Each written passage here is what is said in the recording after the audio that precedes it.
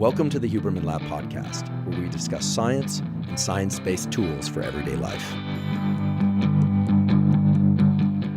I'm Andrew Huberman, and I'm a professor of neurobiology and ophthalmology at Stanford School of Medicine.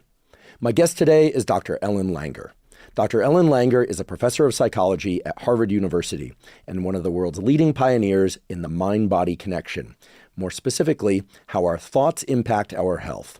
Dr. Ellen Langer was one of the first people to systematically explore the mind-body connection with scientific rigor. Her laboratory has made a large number of truly fascinating findings. For instance, today you'll learn about a study that Dr. Langer did in which she brought quite old people into her laboratory, or rather she designed a laboratory such that people lived in this laboratory, but the laboratory itself was designed to resemble the environment, everything from the types of furniture, the types of dishes, the types of music, etc., that those people had lived in 20 years prior. When those subjects lived in that laboratory for less than 1 week, the change in the environment and their interaction with that environment led them to have far more mobility, better cognitive function, and a large number of other markers of biological aging reversed, which is absolutely remarkable and speaks to the incredible power that the mind has over our biology. That's just one example of the sorts of experiments that Dr. Langer has done, again, with a tremendous amount of scientific rigor. So today, Dr. Langer and I talk about how the acquisition of knowledge,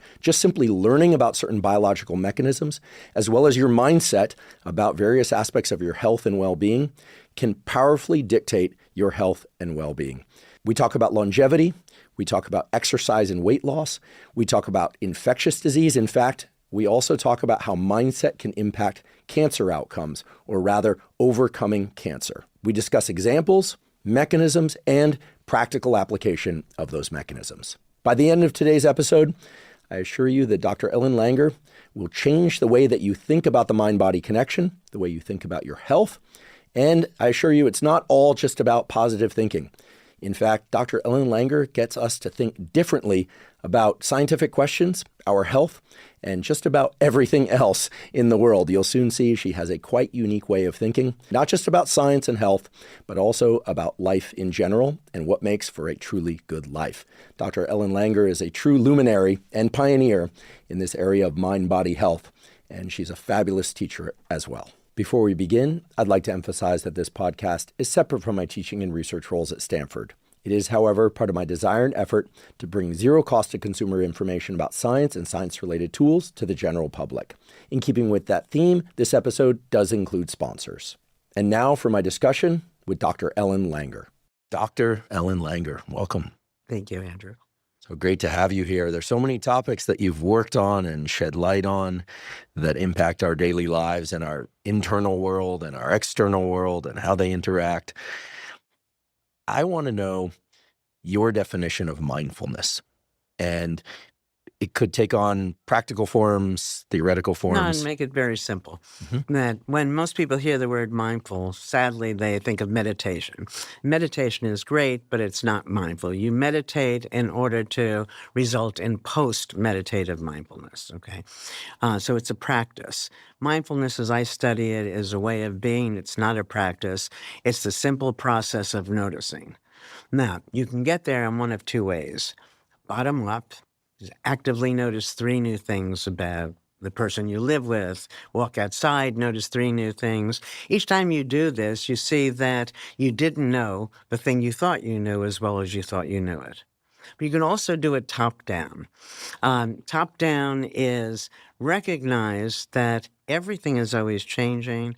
Everything looks different from different perspectives. Uncertainty is the rule. It's not the exception. So when you know you don't know, then you naturally tune in. So one of the things, I've said this so many times, maybe this will be the last. One of the things we think we know best is how much is 1 + 1, Andrew? I'm going to assume it's still 2. 2. Not always. If you add 1 wad of chewing gum to 1 wad of chewing gum, 1 + 1 is 1. You add 1 cloud to 1 cloud, 1 + 1 is 1. This is interesting. Somebody sent this to me the other day. You take 1 pizza and you add 1 pizza, 1 + 1 is 2. You take 1 lasagna and you add 1 lasagna, 1 + 1 is 1. It's just a bigger lasagna, right? You take 1 puddle and you add let's say I have two puddles there, and you add some water in between, and then you have 1 plus 1 plus 1 is 1. Okay, so the point of it is that in the real world, 1 plus 1 probably doesn't equal 2 as more often as it does. And since you're an educated individual, you might know that 1 plus 1 equals 2 if you're using a base 10 number system. If you're using a base 2 number system, 1 plus 1 is written as 10. Oh my goodness. Somebody asks you, how much is 1 plus 1? Should you say 1, 2, 10? And the point is that when you know you don't know, then you pay attention. In this context, let me see, I'll be a smart ass and I'll say 1. Or in this context, I know the person wants me to be obedient and I'll say 2, so on and so forth. So when you don't know, you pay attention. When you pay attention, you have choices that otherwise you're blind to. It makes a very big difference. So when you're mindful, you don't know, you actively notice. As you're noticing, the neurons are firing, and 50 years of research has shown that it's literally and figuratively enlivening. And if you're going to do something, show up for it. Now, the problem is that most people are mindless almost all the time, and they're totally oblivious to it. When you're not there, you're not there to know you're not there. And most people are just not there. Now you want to ask me, how does that happen? Well, we're taught that. Schools, I think, are the biggest culprits. Schools are teaching us absolute answers. 1 plus 1 is 2. Virtually everything that we're taught is as if the world is constant and going to stay that way. And the answer today is going to be the same answer as tomorrow. And so that certainty leads us not to notice. How did you come to realize this thing that we call mindfulness? Okay. I mean, certainly in the last 20 years, the notion of meditation as a valuable practice has become pretty common. Sure. And prior to that, it was considered a little bit alternative, hippy-dippy. Let me answer you. Okay, so it's very funny. I'm glad in some ways I don't remember who this person was, but I started studying mindlessness. And I found myself, I'd walk into a mannequin, I'd apologize, all sorts of things like that. And well, this is kind of interesting to me. I'm speaking to somebody, we don't know who it was anymore, who said to me, you are what you study. I said, okay, so then I switched it around from being mindless to being mindful. At that point, then I found out about meditation and Buddhism and all of this and started to learn about another way of being. What was exciting to me was that I had gotten through this Western scientific mode, so to speak, to the same, many of the same consequences as the Buddhists had talked about for thousands of years. It's interesting how now in Western society we embrace this idea of presence, but it gets merged with these kind of more rigid terms like focus and attention. Yeah, no, focus is actually mindless. So it's interesting. Focus on your finger. Now, if you're concentrating, focusing, what you're going to notice is that your fingers, the image is moving around, right? And so when we try to hold something still, that's the wrong thing. You shouldn't tell people to focus. Now, instead of focus, look at your finger mindfully. That means you're going to notice new things. That's an ugly little finger, and what is that line there? And why is this red? And when you're doing that, when you're actively noticing, the image stays still. So when we give people instructions in school, focus, they think as a camera, hold it still. And whenever we're trying to hold ourselves, the image, anything still, we're going to be performing suboptimally. We need to let things vary. Things are always changing. So what happens is we confuse the stability of our mindsets, we're holding something still in our heads, with the stability of the underlying phenomena. So mindfulness as a practice of exploration, presence and exploration is perhaps a slightly better perhaps way to think about it. Yeah, but it's not a practice. You see, once you accept that everything is uncertain, then you just tune in. You don't tune in when you think you know. So if you were going to come visit me in Cambridge, you've never been to my house. You don't have to practice anything. You walk in, you'll notice things. Just, did she do that painting? What is that? Oh, look what she's reading. There's two dogs here. You'll just exactly. You'll notice without having to do any work. And that's the important thing, because in the way I keep differentiating mindfulness as I study it with meditation is a practice. For some people, to sit still 20 minutes twice a day is work. Mindfulness, as I study it, is what you're doing when you're having fun. You can't have fun unless you're actively noticing. Right? So, in fact, this active noticing is energy begetting, not consuming. So it feels good. It's the essence of when you're having the most fun. It's good for you, and it's so easy that I can't see any reason why anybody wouldn't embrace it. It's good for you. When you're mindful, people find you more appealing, charismatic. When you're mindful, the products you produce are enhanced, and it's healthier. I'd like to take a quick break and acknowledge our sponsor, BetterHelp. BetterHelp offers professional therapy with a licensed therapist carried out entirely online. Now, I personally have been doing therapy weekly for well over 30 years. Initially, I didn't have a choice. It was a condition of being allowed to stay in school. But pretty soon I realized that therapy is an extremely important component to one's overall health. In fact, I consider doing regular therapy just as important as getting regular exercise, which of course I also do every week. There are essentially three things that great therapy provides. First of all, it provides a good rapport with somebody that you can trust and talk to about pretty much any issue with. Second of all, it can provide support in the form of emotional support and directed guidance. And third, expert therapy can provide useful insights. Insights that allow you to better not just your emotional life and your relationship life, but of course also the relationship to yourself and your professional life and to all sorts of goals. BetterHelp makes it very easy to find an expert therapist with whom you resonate with and that can provide you those three benefits that come from effective therapy. Also, because BetterHelp allows for therapy to be done entirely online, it's super time efficient and easy to fit into a busy schedule. If you'd like to try BetterHelp, you can go to betterhelp.com/Huberman to get 10% off your first month. Again, that's betterhelp.com/Huberman. Today's episode is also brought to us by Helix Sleep. Helix Sleep makes mattresses and pillows that are customized to your unique sleep needs. Now, I've spoken many times before on the Huberman Lab podcast and elsewhere about the fact that getting a great night's sleep is the foundation of mental health, physical health, and performance. Now, the mattress you sleep on makes a huge difference in terms of the quality of sleep that you get each night. How soft it is, how firm it is, how breathable it is, the temperature, all play into your comfort and needs to be tailored to your unique sleep needs. If you go to the Helix website, you'll take a brief 2-minute quiz and it will ask you questions such as, do you tend to sleep on your back, your side, or your stomach? It will also ask you, do you tend to run hot or cold during the night or the early part of the night, etc. Things of that sort. Maybe you know the answers to those questions, maybe you don't, but either way, Helix will match you to the ideal mattress for you. For me, that turned out to be the Dusk mattress, D-U-S-K. I started sleeping on the Dusk mattress about 3.5 years ago, and it's been far and away the best sleep that I've ever had. It's absolutely clear to me that having a mattress that's right for you does improve one's sleep. If you'd like to try Helix, you can go to helixsleep.com/Huberman, take that 2-minute sleep quiz, and Helix will match you to a mattress that is customized for your unique sleep needs. Right now, Helix is giving up to 25% off all mattress orders. Again, that's helixsleep.com/Huberman to get up to 25% off.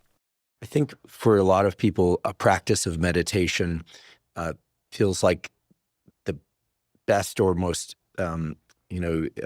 obvious gateway into this thing that we're calling mindfulness. It's one way, and I'm not demeaning it. I did some research, in the 80s on meditation. It's wonderful. It's just different.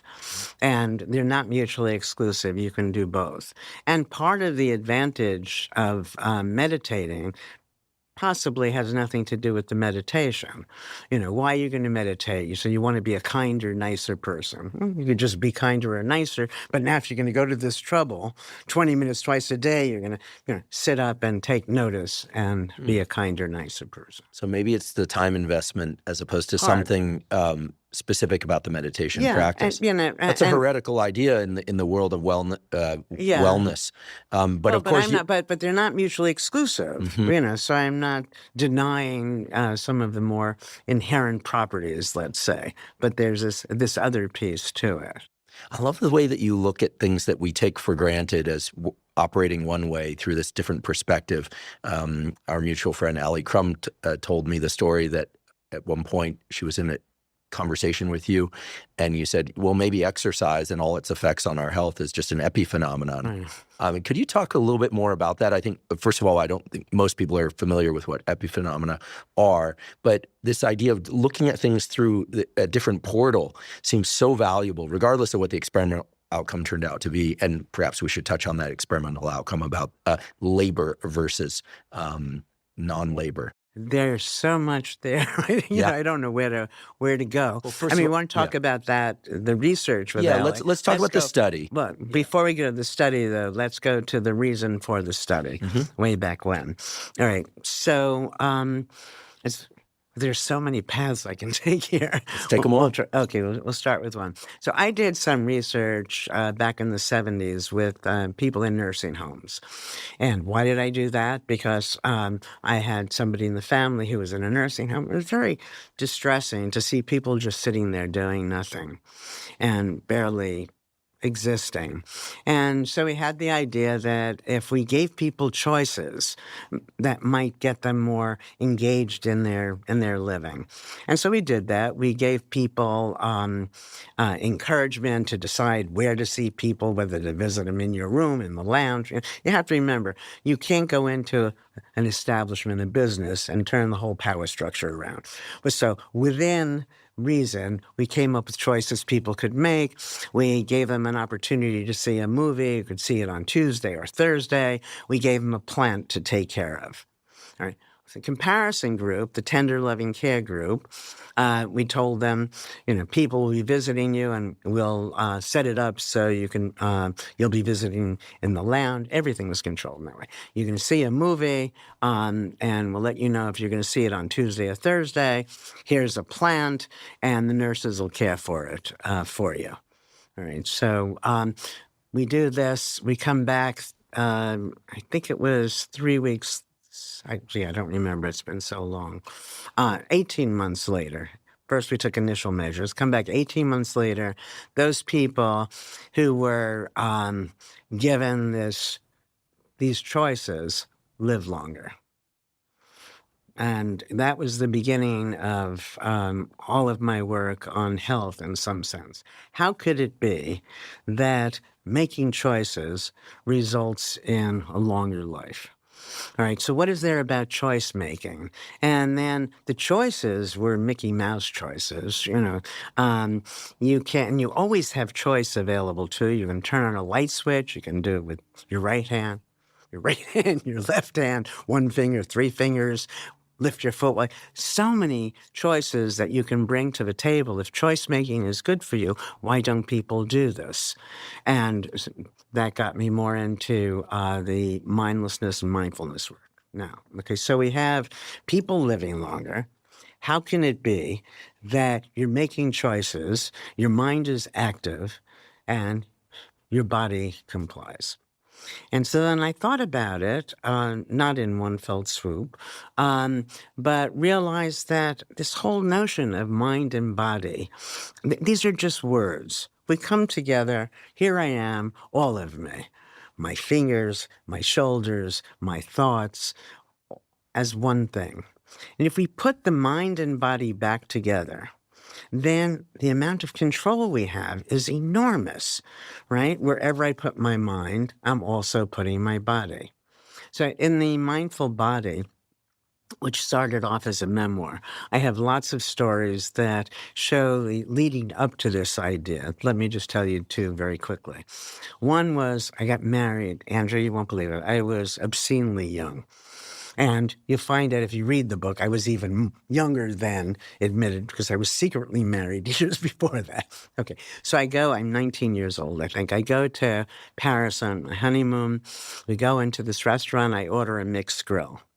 One of the foods there was a pancreas. my then husband, who was more sophisticated than I, more worldly, I said, which of these is the pancreas? He says, that. So I eat everything. I'm a big eater. Now comes the moment of truth. Can I eat the pancreas? Why I thought that being married meant I had to eat the pancreas, I still haven't figured out. But anyway, I start eating it, and he starts laughing. Not good for newlyweds. And I ask him, why are you laughing? He said, because that's chicken. You ate the pancreas a long time ago. So I made myself sick. Okay. The other side of that, my mother had breast cancer that had metastasized to her pancreas. And then magically it was gone. Somehow she had made herself well. So I had many of these sorts of experiences, and talk about, mind. I've been talking about this since, gosh, when did we first? Since 79. So now people are talking about mind-body connection. It's not a connection. If you're talking about a connection between two things, it says they're separate, and you still have to deal with what's connecting them. When you put them back together, it's one thing. You don't have to deal with that mediator. And so the study you're asking me about, which I'm surprised, I'm having a junior moment that I actually remembered the question you asked rather than a senior moment, before I tell you about the study with Ali, the first study we did testing this mind-body unity was the Counterclockwise Study. So here what we did was we took elderly men, we were going to have them live in a retreat that had been retrofitted to 20 years earlier, and had them live there as if they were their younger selves. So they talked about things from the past as if they were just unfolding. The results were incredible. Their vision improved, their hearing improved, their memory, their strength, and they looked noticeably younger. So that was very exciting and began all this mind-body unity work. Now comes the study that you're talking about with Ali, where in the conversation that she and I had, she was my student, and she made proclamations about exercise, and any proclamation, this is the short answer to your question, anybody proclaims anything, my mind immediately goes to, well, when might not that be true? I'm starting to pick up on that. So, it's a gimmick, I guess. It's a gift is what it is. Okay. Yeah. So the question was that how important was the understanding of exercise to the effects of exercise. So we take chambermaids, and interestingly, the first question we ask is, how much exercise do you get? And they say they don't get very much exercise because to them, exercise is what you do after work, because that's what the Surgeon General, who sits behind a desk all day, says. So you would imagine whether they realized they were getting exercise or not, since they're getting so much exercise, that they're going to be healthier than other people who are not getting them. And they weren't. That's interesting. So now we divide them into two groups, very simple study, randomly divide them into two groups. And one group, we simply teach them their work is exercise. Making a bed is like working on this machine at the gym, doing the windows, whatever. So you have two groups, one who thinks their work is exercise, one who doesn't realize. We take many, many measures, and they're not eating any differently, one group from the other. They're not working any harder. Nevertheless, the group that changed their mind and now saw their work as exercise lost weight, there was a change in waist-to-hip ratio, body mass index, and their blood pressure came down. Remarkable. Yeah. And what I don't usually talk about when I start talking about this is that this was a test of the nocebo effect. Mm-hmm. Most people know what a placebo is. You take something that's nothing, and it has the effect as if it's something. Right? You take a sugar pill thinking it's strong medication, and it plays out as if it was. A nocebo is the reverse. You're taking something. So here you're doing the exercise, but you don't realize it, and it gets rid of the effect. An early study on this was, I don't remember who did it, and that was a senior moment. People were given Ipecac, and Ipecac is supposed to make you vomit. So if you accidentally had poison or whatever, you take Ipecac and vomit. So people are given Ipecac, people who have a problem vomiting, and they're told the Ipecac will stop their vomiting. And it stops their vomiting. So many placebo studies where you take people, they're rubbed with a leaf that they think is poison ivy. So it is either is poison ivy or it's not poison ivy. You think it's poison ivy or you don't think it's poison ivy, and your body reacts to your thoughts. If you think it's not poison ivy, you don't get the rash. If you think it is poison ivy, you do. Spectacular. Yeah. And so, we've been studying this for forever. I think that placebos are probably our very strongest medicine. Although it's interesting that when people think that they were given a placebo, they get very upset. They should be excited because if the placebo didn't cure you, who cured you? You did it yourself. But placebos have gotten a bad rap, I think primarily because of the pharmaceutical companies, right? You want to bring a drug to market. The way you do that is you have to run an experiment where the drug outperforms the placebo. And when it doesn't, damn it, I can't make all those billions of dollars without saying, wow, this sugar pill is mighty, mighty strong. I want to talk about three themes that you raised. The first one is this mind-body notion. Mm-hmm. And now, even as I say it, mind-body, I feel like a hint of guilt, because I completely agree that the division of mind and body is one of the greatest mistakes of thinking in psychology and Western medicine that ever existed. In fact, a lot of my secret mission in this podcast is to remind people every single episode, it seems, that the brain and body are connected bidirectionally through the nervous system, but other systems too. Like there's no single system, hormone system, nervous system, immune system, right? That it's doesn't all one. Right. that doesn't cross the blood-brain barrier and go back and forth. It's all because of Descartes. Descartes was out to dinner, and the waitress asked him if he wanted a salad, and he said, "I think not," and he disappeared.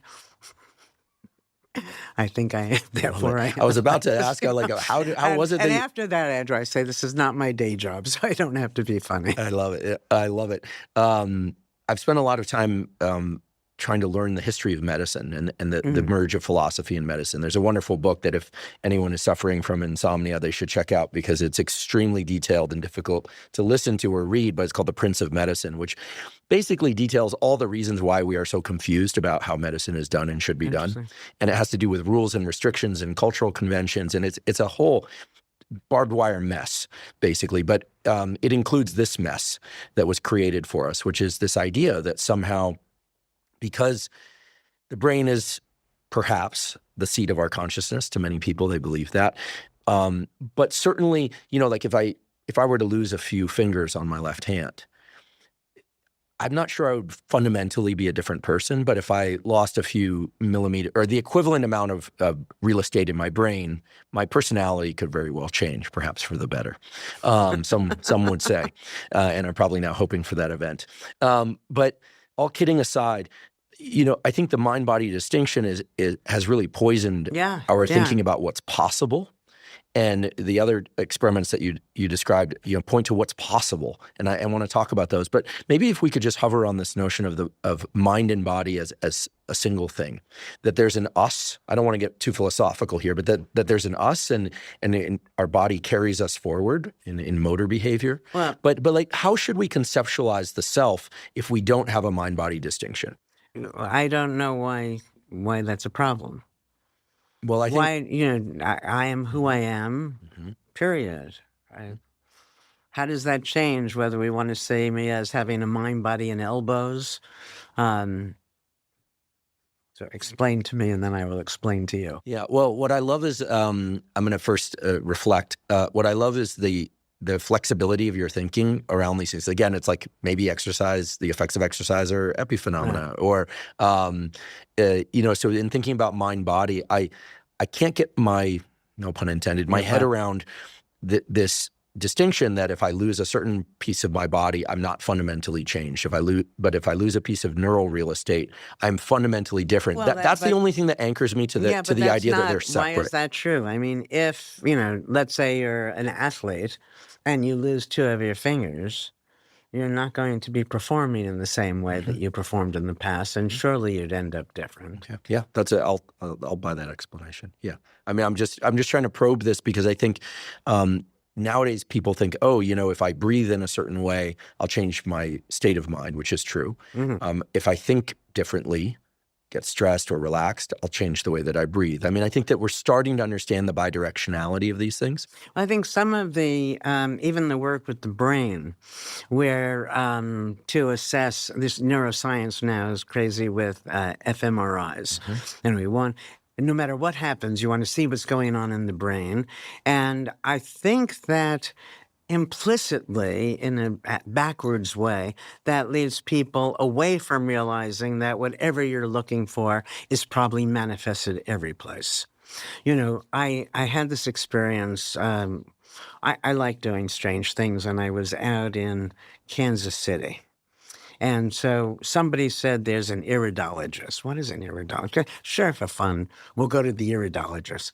So this person is looking in my eye, my iris, that's the iridologist part. And she said, you have a problem with your gallbladder. I thought, okay, that's great. Yes, we leave and have my time. I go back home, and I had a problem with my gallbladder. Really?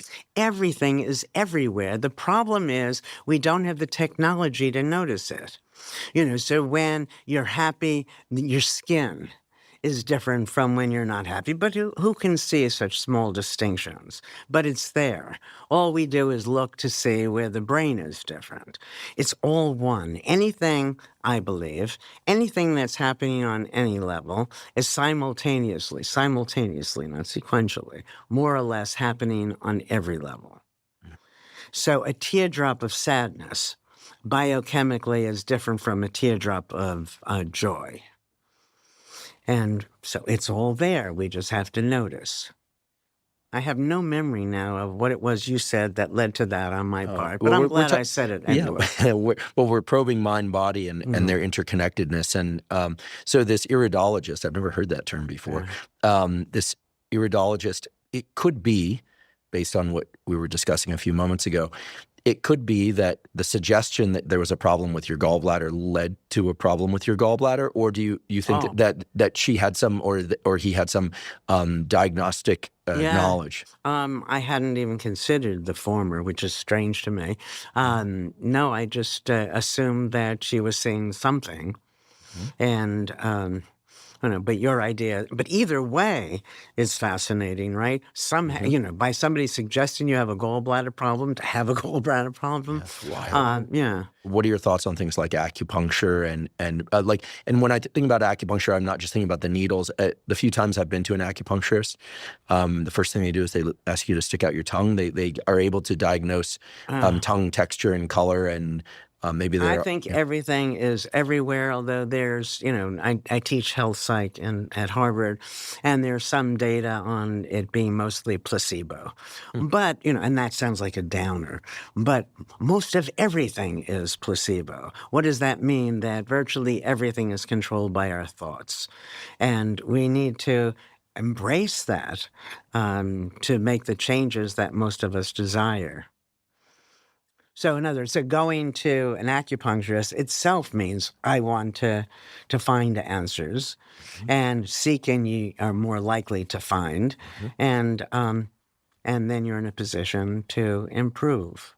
Might I ask what happened with your mom's mindset or life or psychological life that you think led to the? No, there's it's an N of one. It's very hard to know. I knew that when she got sick, I believed at that point that being anything negative was going to work in the opposite direction. And so I wouldn't let anybody in to see her who wasn't uplifting. That was, there's no way of knowing if any of that mattered or not.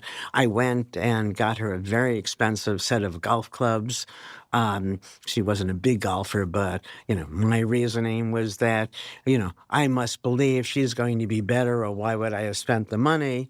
Her reasoning was, my reasoning must be that if I get these, she'll think that, so it didn't work, but we had these golf clubs that were never used.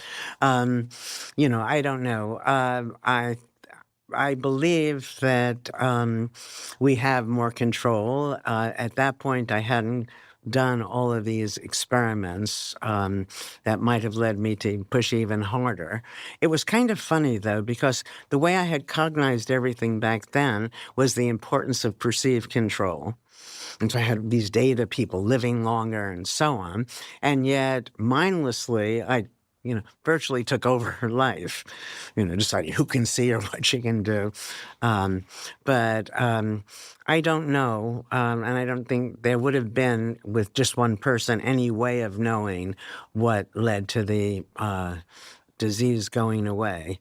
But the fact that it went away was crucial to me. I think that we have to talk about the myths in medicine, that what people need to understand is that all science are probabilities. An experiment doesn't give you absolute facts.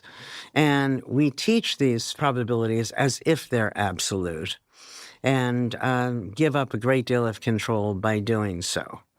Now, you asked me before about how I came to certain things. Let me go back to an answer I should have given you. Many years ago, I was at a horse event, and this man asked me would I watch his horse for him because he wants to get his horse a hot dog. Hot dog? I'm a straight A student. What is it, crazy? Horses don't eat meat. Sure, I'll watch your horse. He comes back with the hot dog, and the horse ate it. And that's when I realized everything I thought I knew could be wrong. And I thought, what does it mean horses don't eat meat? How many horses were tested? And what were they tested with? How much meat mixed with how much grain? And what kind of grain?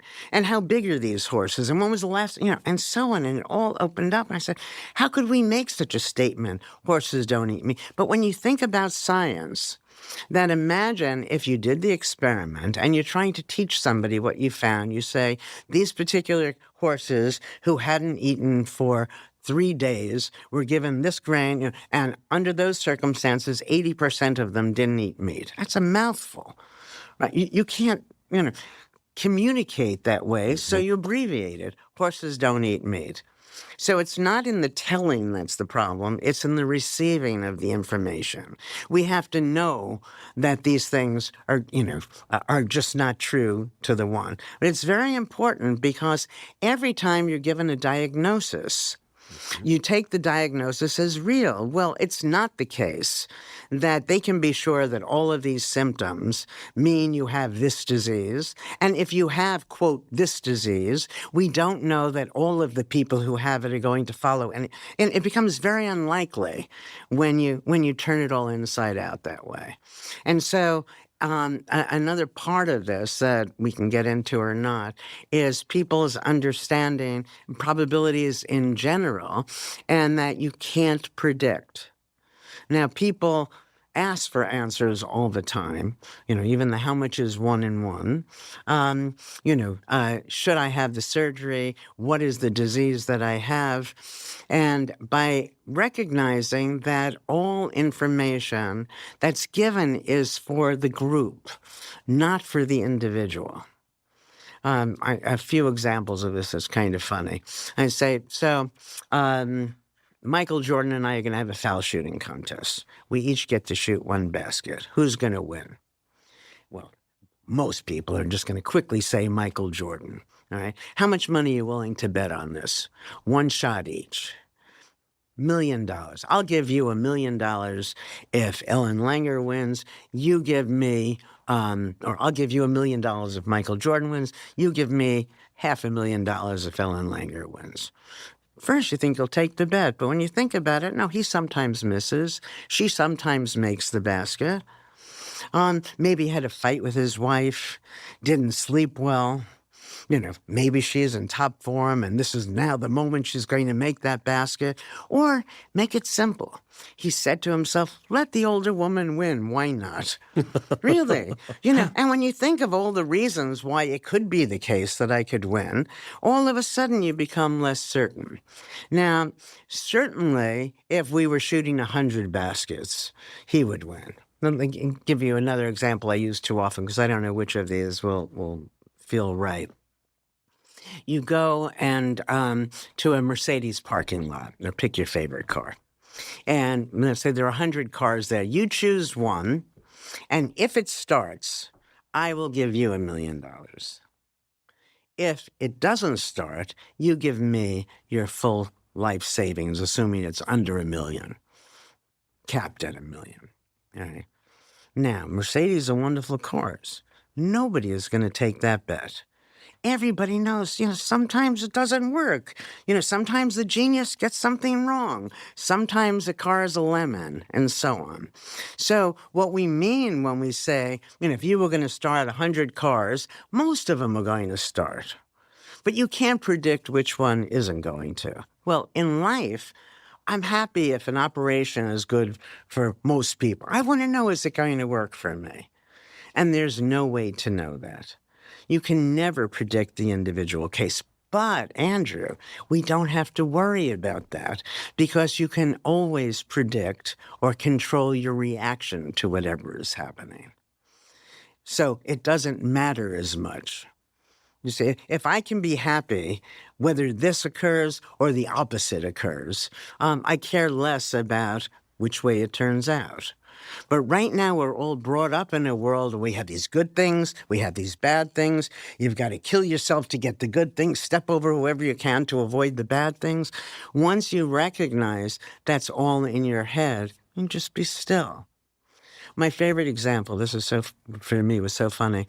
I'm doing one of these podcasts over Zoom, and I'm trying to explain that evaluation is in your head, not in the things you're evaluating.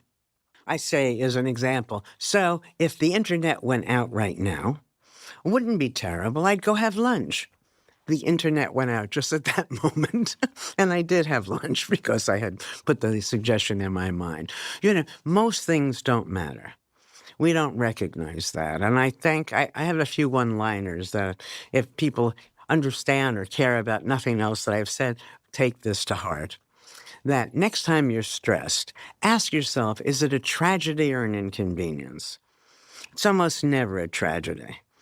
And so then you breathe, so I failed the test, I got, dented the car, I missed the bus, whatever it is, so what?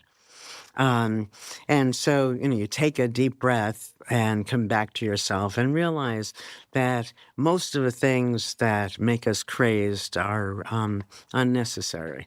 You get a lot of this as you get older, but I teach my students this early on. Why wait? Why wait to recognize that you're the one who's almost always your worst enemy? I'd like to take a quick break and thank our sponsor, AG1. AG1 is an all-in-one vitamin mineral probiotic drink with adaptogens. I've been taking AG1 daily since 2012, so I'm delighted that they're sponsoring this podcast. The reason I started taking AG1 and the reason I still take AG1 is because it is the highest quality and most complete foundational nutritional supplement. What that means is that AG1 ensures that you're getting all the necessary vitamins, minerals, and other micronutrients to form a strong foundation for your daily health. AG1 also has probiotics and prebiotics that support a healthy gut microbiome. Your gut microbiome consists of trillions of microorganisms that line your digestive tract and impact things such as your immune system status, your metabolic health, your hormone health, and much more. So I've consistently found that when I take AG1 daily, my digestion is improved, my immune system is more robust, and my mood and mental focus are at their best. In fact, if I could take just one supplement, that supplement would be AG1. If you'd like to try AG1, you can go to drinkag1.com/Huberman to claim a special offer. They'll give you 5 free travel packs plus a year's supply of vitamin D3K2 with your order of AG1. Again, go to drinkag1.com/Huberman to claim this special offer. Today's episode is also brought to us by Joovv. Joovv makes medical-grade red light therapy devices. Now, if there's one thing that I have consistently emphasized on this podcast, it is the incredible impact that light can have on our biology. Now, in addition to sunlight, red light and near-infrared light sources have been shown to have positive effects on improving numerous aspects of cellular and organ health, including faster muscle recovery, improved skin health and wound healing, improvements in acne, reduced pain and inflammation, even mitochondrial function, and improving vision itself. What sets Joovv lights apart and why they're my preferred red light therapy device is that they use clinically proven wavelengths, meaning specific wavelengths of red light and near-infrared light in combination to trigger the optimal cellular adaptations. Personally, I use the Joovv whole body panel about 3 to 4 times a week, and I use the Joovv handheld light both at home and when I travel. If you'd like to try Joovv, you can go to Joovv, spelled JOOVV.com/Huberman. Joovv is offering an exclusive discount to all Huberman Lab listeners with up to $400 off Joovv products. Again, that's Joovv, spelled JOOVV.com/Huberman to get up to $400 off. So much of our developmental wiring is based on learning how to predict what's going to happen next. I mean, you think about object constancy, that kids, of a certain age, you put a ball behind your back, they think it disappeared. Eventually they realize just because you moved your arm and the ball behind your back doesn't mean that the ball is gone. This kind of thing. The brain... sadly, though, then they believe the ball is still there, when in fact the ball may be gone. True. Right. Okay. So there's always a portal to a different outcome. I'm catching on to your mode of thinking here. This is actually what I'm trying to do, okay. Because I think the brain is a prediction-making machine. In addition to doing other things, it regulates heartbeat, all the autonomic stuff, right? Heartbeat, digestion, etc. It remembers things, and it's a prediction-making machine. At least those 3 things. I feel like the prediction-making aspect of our neural circuitry is what leads us to this notion of having control or wanting control, because I think a lot of what's happening in our conversation in the backdrop of these experiments is to what extent do we have control over outcomes? Well, it's interesting because our mindlessness, which results, I think, in part to hold on to things, to have control, is the very thing that deprives us of control.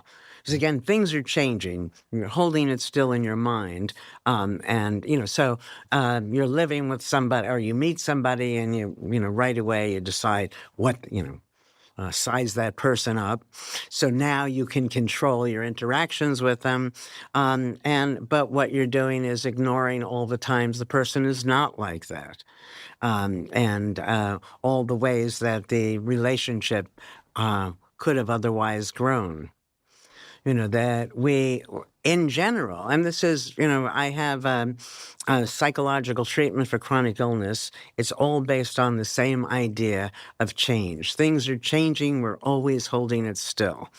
And so you have the illusion that you're controlling things, but in fact, you're giving up control by not recognizing for yourself or somebody else. All of our statements of we can't do or we can do. You can't know whether you can or you can't. The fact that you did it doesn't mean that you can do it again. The fact that you couldn't do it doesn't mean you couldn't do it in the future. I feel like close to the end of each year, which we just, passed recently, these lists come out. Oh, these resolutions are so mindless. Yeah. But they're more than just mindless. They deny that what we did made sense, or else we wouldn't have done it. That one thing that I told you is more important to me than anything else that I came to over all these years of study. So you're going to resolve that you're going to, stop drinking, you're going to go to the gym, whatever these New Year's resolutions are, suggests that what you were doing instead of that thing you think you should be doing was not something you should have been doing. And I think that's never the case. I woke up early this morning, and my first thoughts of the day, I like to think have some importance for something. Who knows? It's when my mind seems clearest for at least a nanosecond. And my first thought was that the pattern that I seem to be perpetually in is one of whatever I'm doing, unless I'm podcasting or reading a research paper, that my mind is constantly flitting to the other things that I think I should be doing. Yeah, that's And sad. it's sad, and it's something I've been working on for a very long time. And I'm able to hold my, for lack of a better word, attention on things to accomplish tasks, and in my life, and to be present with people, as it were. But I thought, Well, no, let's go back a yeah. step, because we both said it was sad. Why is it sad? I'm Well, reconsidering. yeah. Well, That to be able to think of 5 different things instead of one. it's dreadful. Could be an asset. It's right. It could be an asset. I think that for me, what I realize is most of the shoulds are just total lies. Yeah. They don't. And also they Exactly, don't. They're just exactly. lies. Like Yeah. they're not actually coming from a script. I'm not hearing other people's voices in my head. Yeah, you should do this. It's not parental narrative or anything. It's just contamination of a useless type. It's not like listening to the radio. I used to listen to the radio while I'd make dinner or something, and it was so pleasant, right? Hear an evening discussion about the news or talk show or whatever on the radio while cooking, and so that kind of quote unquote distraction felt really meaningful. I felt like when I lived alone, that I had other people in the room with me. This is different. It feels as if it detracts from some essence of the behavior that I'm in, even if the behavior is just getting out of bed in the morning. Wait, so let me be clear. You get out of bed or start to get out of bed, and you have several thoughts. Yep. And those thoughts bother you? Or they prevent you from getting out of bed? No, but they feel intrusive. They don't feel welcome. Because I know what I'm going to do each day. I have a policy for myself of doing one work thing each day, maybe in 1 or 2 blocks, and I try and really put everything I have into those. It's kind of a recent evolution of not trying to do 3 things in a day.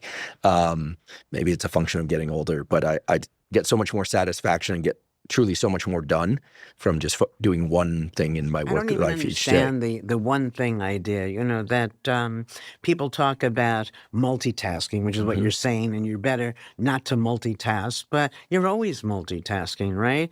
I mean, I'm moving my hands while I'm talking to you, and I'm sort of thinking and, fixing my back in the seat. There are always lots of things going on.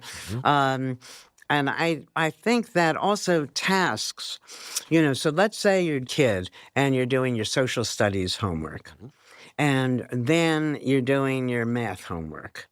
And you go back and forth. So are you multitasking? It depends. If you see yourself as multitasking, then you're drawing boundaries between your math and your social studies. If you see yourself as doing homework, it's all part of the same thing. And so there's always a way that the task can be grouped as a single unit, or you can see anything as multitasking. When you see it as multitasking, you're suggesting to yourself that there's going to be some conflict. There's some reason I'm leaving this to go to this. Well, maybe I'm running the script backwards. Let me put it differently. The level of satisfaction that I feel from having, say, worked on a chapter of my book for a couple of hours or even 45 minutes, or from going for a run without my phone and just enjoying the run, it still blows me away how much I enjoy things that would fall into the category of simple things, or things that I experience in isolation. Yeah. As compared to how little I enjoy, and sometimes reflect on how punishing quote unquote multitasking is, like being in a text conversation while I'm walking on the beach. No, but when you're texting while you're on the beach, probably it's some kind of work text, right? There's something about it, and why are you doing it when you're on the beach? It's not, because I can easily imagine, I'm on the beach, it's wonderful. Let me text Andrew and say, Andrew, you're right. This time on the beach is wonderful, and texting wouldn't take away from it. My life is much simpler. To me, all you have are moments. That's it. And if you make the moment matter, then the moment matters. And you can't make it matter more. It matters or it doesn't matter.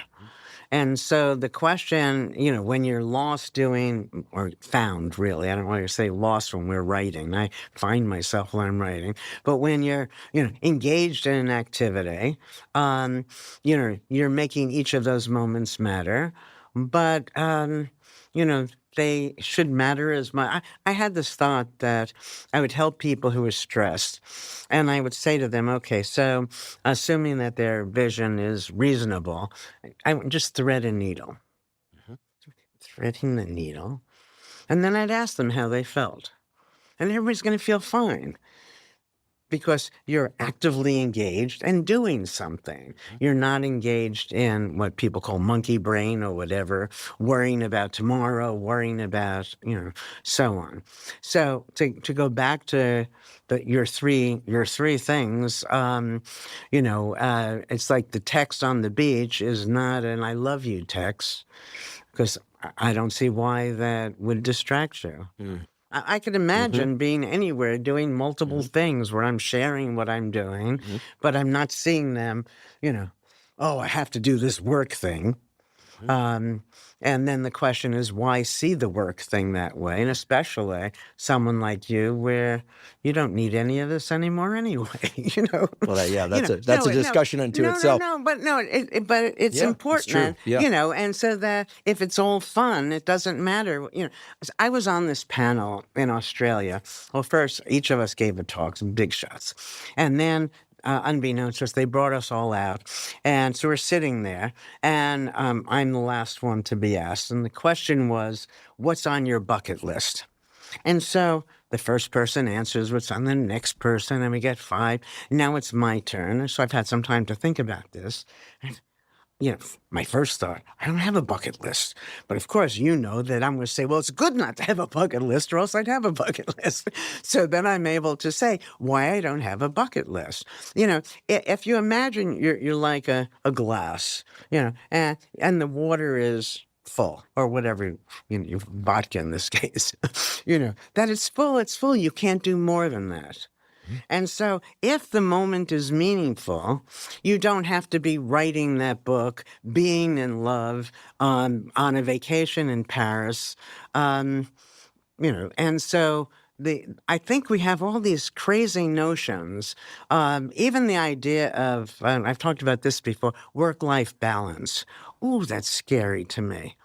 What that says, what life really means is some, joy, right? Other than just being, doing work 24/7 or however long people work, not 24/7. What is it? 3.5. Anyway, that it suggests that the work that we're doing has to be aversive. And because it's aversive, the only way to have the good life is to add this fun time. And I think that's sad. I think it's sad that people think life has to be stressful, that work has to be unpleasant.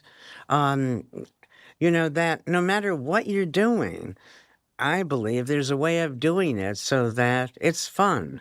Well, I love that notion. I mean, I will routinely these articles just get served up to me in my Google feed or something, like the 5 things that people regret most on their deathbed. I think these lists are terrible. I do too. I think they're terrible because without fail, the number 1, 2, or 3 is always, I wish I hadn't worked as much. Yeah. I've derived tremendous pleasure from my work, but also tremendous relationships, tremendous levels of insight into what I think are insights anyway. Clear, you wouldn't be having the experience now. Yeah, exactly. Exactly. I mean, I'm constantly in pinch me moments with the podcast. That was also true when I was running my lab, and then I decided to transition more to this and to other things. But I mean, this notion that one wishes they'd worked less is such a sad thing to even think about.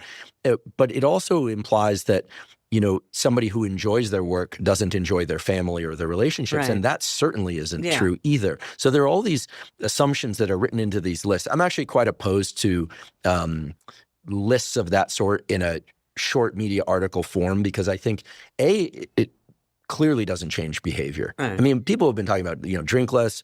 Well, smoking was eradicated mostly from this country through different mechanisms. But, sleep more, stress less. I mean, these lists come out and they don't change behavior at all. Not only that, but even a discussion about, let's say, something like sleep.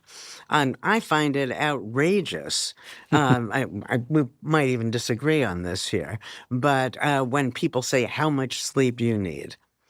Now, to me, if I just ran a marathon, that night, I probably need a different amount of sleep than if I stayed in bed eating candy, watching movies all day. Yeah. And my age, everything should play a part in this. If I relax in the 2 or 3 hours before going to sleep, That's it. especially if I dim the lights, I actually require a full 2 to 3 hours less of sleep to wake up feeling refreshed. Yeah. My criteria is what does it take to wake up feeling reasonably refreshed? So to go back to the mind-body unity studies, we have a study where we have people in a sleep lab.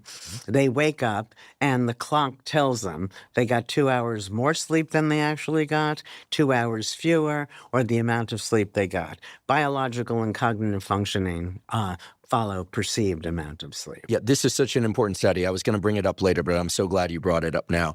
These days, a tremendous number of people are tracking their sleep. Yeah. I do it through my 8 Sleep mattress cover. I love getting my sleep score. I like to see what I got.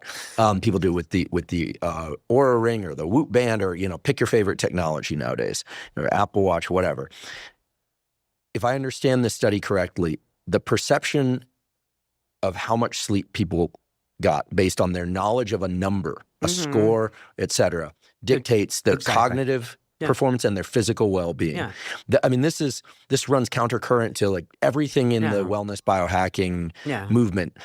It jibes, however, with the data that I'm aware of. I think it was a sleep lab at Stanford that, for instance, positive anticipation of next day events reduces your sleep need and improves the quality of your sleep. Just being excited for the next day can make it such that the 5 hours you got is sufficient. The funniest thing is that if you have to wake up early in the morning to make a flight, okay, so you have to get up at 4:30 in the morning to make a flight, what most people will do is go to sleep early the night before so they can wake up early. But they're not going to be able to fall asleep because the amount of sleep they need is dictated by the day before, not the day to come. Well, I do think that there was a "I'll sleep when I'm dead" mindset that was diminishing people's health for a while. I do think it's great that books like Matt Walker's, Why We Sleep, et cetera, came out. Although that book focused more on the bad things that happen if you don't sleep enough. And I think Matt, who's done a series on here about sleep, would now say, it's great that we're now focused largely on the things that one can do to get agency over one's sleep. But I think that there's such a thing as creating a sleep need anxiety, and then people, can't sleep. Yeah, we're not going to dissolve into a puddle of our own tears on one poor night's sleep. Yeah, no, right? But it's also that if you're not sleeping, what is the reason for that? And if you're stressed, obviously it's the stress that's the problem, not the number of hours sleep you're getting. Well, I always say if you're going to get less than your typical or required night's sleep, hopefully it's for good reasons. Hopefully you're having a good time. Good. It's when you get a fire alarm in the middle of the night that it becomes, as you said, stressful. I'd like to just briefly go back to the Counterclockwise Study. Yeah. Could you describe a little bit more about the practical aspects of that study? So these were people who, let's say, were on average how old? Was it somewhere between like 30 and 50? No. The counterclockwise? No, these were people who were 80. Oh, 80. Okay, excuse me. Now, but also that was when 80 was 80, not the new 60. They were old. In fact, I remember when we were I was interviewing people to see if they could be in the study. So they're down the hall, I'm in my office, and I see them, and they look like they're not going to make it down the hall to the office. And I'm saying to myself, why am I doing this? That I'm taking on too much. I in fact, had I realized all the responsibility at that point that I was actually assuming, I probably wouldn't have done it. I mean, I was in charge of these people's lives, everything about them for this 5 days without knowing these people, without a full medical, support system. Yeah, if one or two whatever. of them had died, you could end up in a mess. Yeah. So I was fortunate that none of that happened. But, so they were old. And it was interesting because, they show up and they look, really now it'd probably be somebody 105. Wow. That's the way they, presented. And you'd speak to the person, and usually the adult daughter would do the answering rather than, so they were coddled. They were presumed to have all sorts of problems and so on. Almost instantly when they got there, they changed. The feeling was almost palpable. Now, I did this thing. It wasn't good science, but so the first group that we took there was the reminiscent group. This was a group where they were going to reminisce for that week. So they always knew now was now and then was then, right?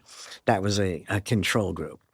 We get to the retreat, and I'm in this van. Oh, people need to understand the study was back before Google, before we had the internet, so when I am playing music in the van going to the event, music from the past, this was a major thing to find this. Now it takes 2 minutes. You ask Chad lately, give me the 10 best songs back 20 years ago.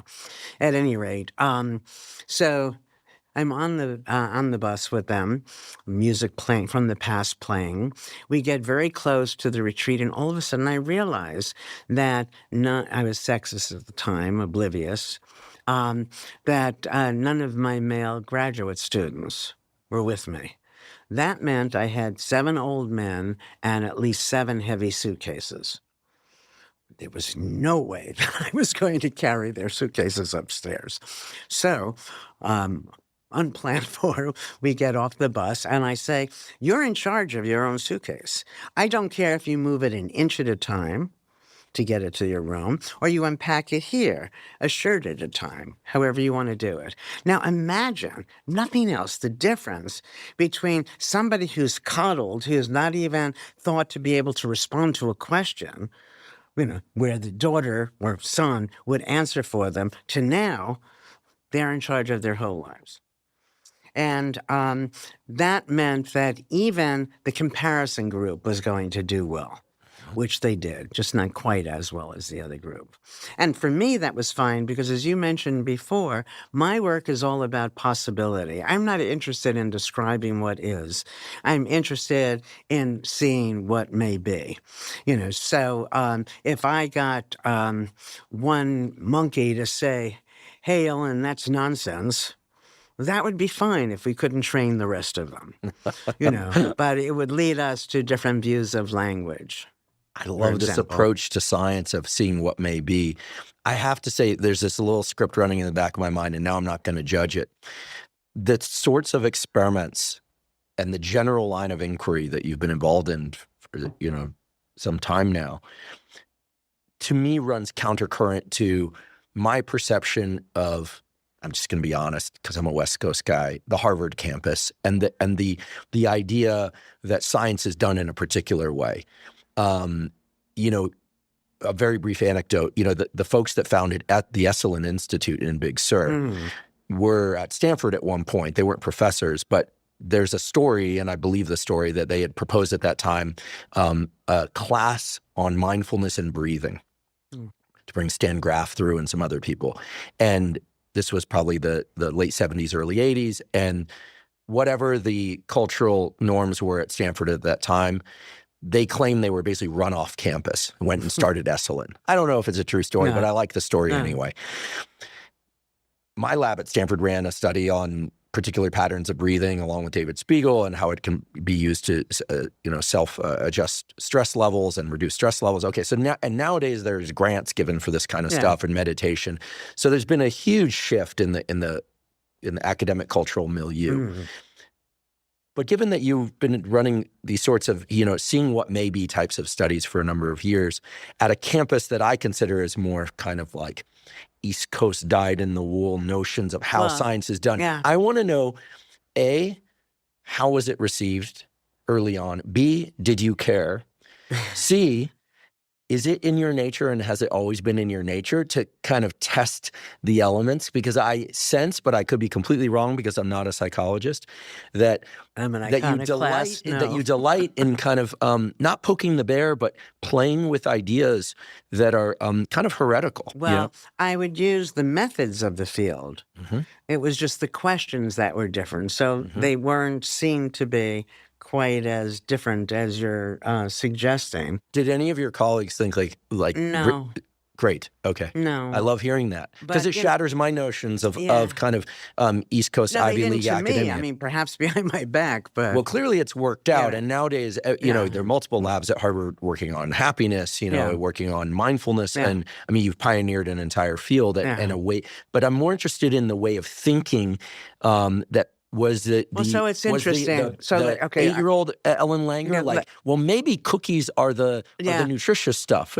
No, I understand. So I seem to be, come hell or high water, I'm going to do it. I'm not like that at all. Interesting. More now that I'm older. But I tell a story. I don't remember what the point of it, the exact point was in the Mindful Body, where I'm at the dentist. I'm a little kid. I don't remember how old. And I remember my mother came in, and the dentist told my mother what a good patient I was. And all I remember was my saying, what were the other kids doing? So it wasn't as if I made a choice. I could do this or I could do, it never occurred to me.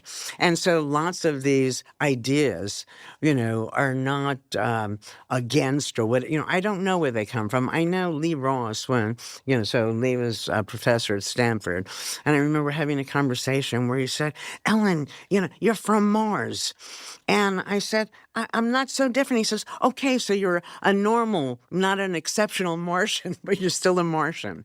And then a colleague had a conversation with, and I was flattered by this, but I think it wasn't meant to be flattering because they were worried what my reaction was that, I'm from a different time. So that plays differently if you're aware. So like when I started painting, I was breaking the rules to some people's minds, but no, I didn't know the rule.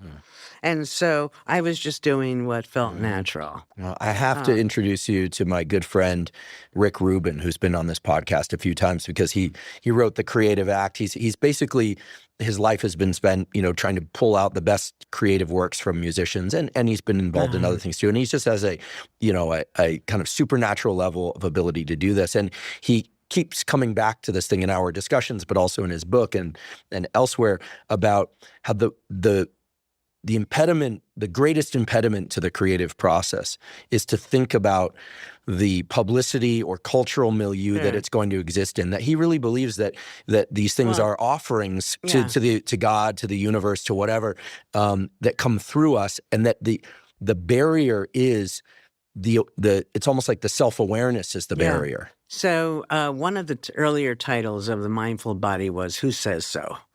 Love it. And, realizing that everything that is was at one point a decision made by people with different motives, different histories, different needs.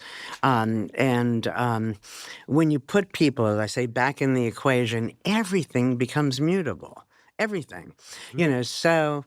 and so there are things, here's where I am different from many other people, for better or worse. I think in this case for better, that everything can be changed. You tell me you meet this, this woman and she's too heavy, weight can be lost, hair can be grown.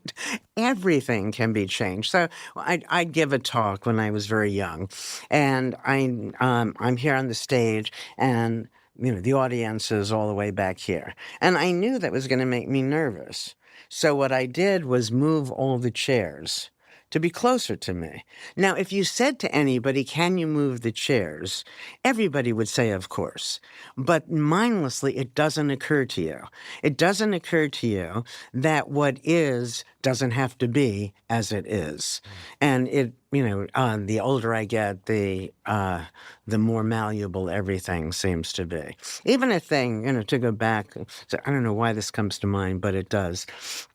If an insurance company is making a decision about what drugs to insure, Now, who said that this disorder is better or more worthy than that disorder? I say, so these are people making this decision. So imagine that you have a group of nuns, they're the committee making the decision, versus a group of lusty 50-year-old men. And they're deciding whether people should be reimbursed for Viagra, for example. And that's what it's all about. That when you recognize that whatever is could be different as meetings, and I deal with this when I give lectures. At some point I might say, look in the audience and see if there's usually a man. Is there a man here? It's about 6'5". Somebody always there. I don't know why. 6'5" men find me attractive. I don't know what. Anyway, I invite him to the stage, and then we look ridiculous. I'm 5'3", he's 6'5". And I ask him to put his hand. He puts his hand up. His hand is 3 inches larger than mine. And then I just raise the question, should we do anything physical the same? And it's ridiculous, but one of us is teaching how to do it. So the more different you are from the person who wrote the rule, the more important it is for you not to mindlessly follow the rule. So you don't hold the tennis racket like this if your hand is half the size of the person who, or twice the size, or anything else. And people don't realize it. That everything that was a decision. For something to be a decision means there was uncertainty. As soon as the decision is made, we forget all that uncertainty and act as if this is the way it's supposed to be. An example I often use, tennis. So you have, and everybody, when you think about this, nobody's going to argue that, of course, the rules to tennis weren't handed down from the heavens. Somebody decided it should be 2 serves, and that's fine. But for me, 3 serves would be better. The first time I kill it, doesn't go in. Now I'm afraid to try to kill it again and learn from that because I don't want to double fault. So I have a little wuss second serve. If I had 3 serves, I kill it, it doesn't go in. Now I learn from it, I kill it again, but I'm getting a little better. And I still have my backup third serve. All right, so what is the point of that? That if I wrote the rules to the game, I would be a better tennis player. You would be better at whatever you're writing the rules to. So you think differently about yourself. You don't feel bad about it. In fact, when people play tennis with me, we often play 3 serves. Why not?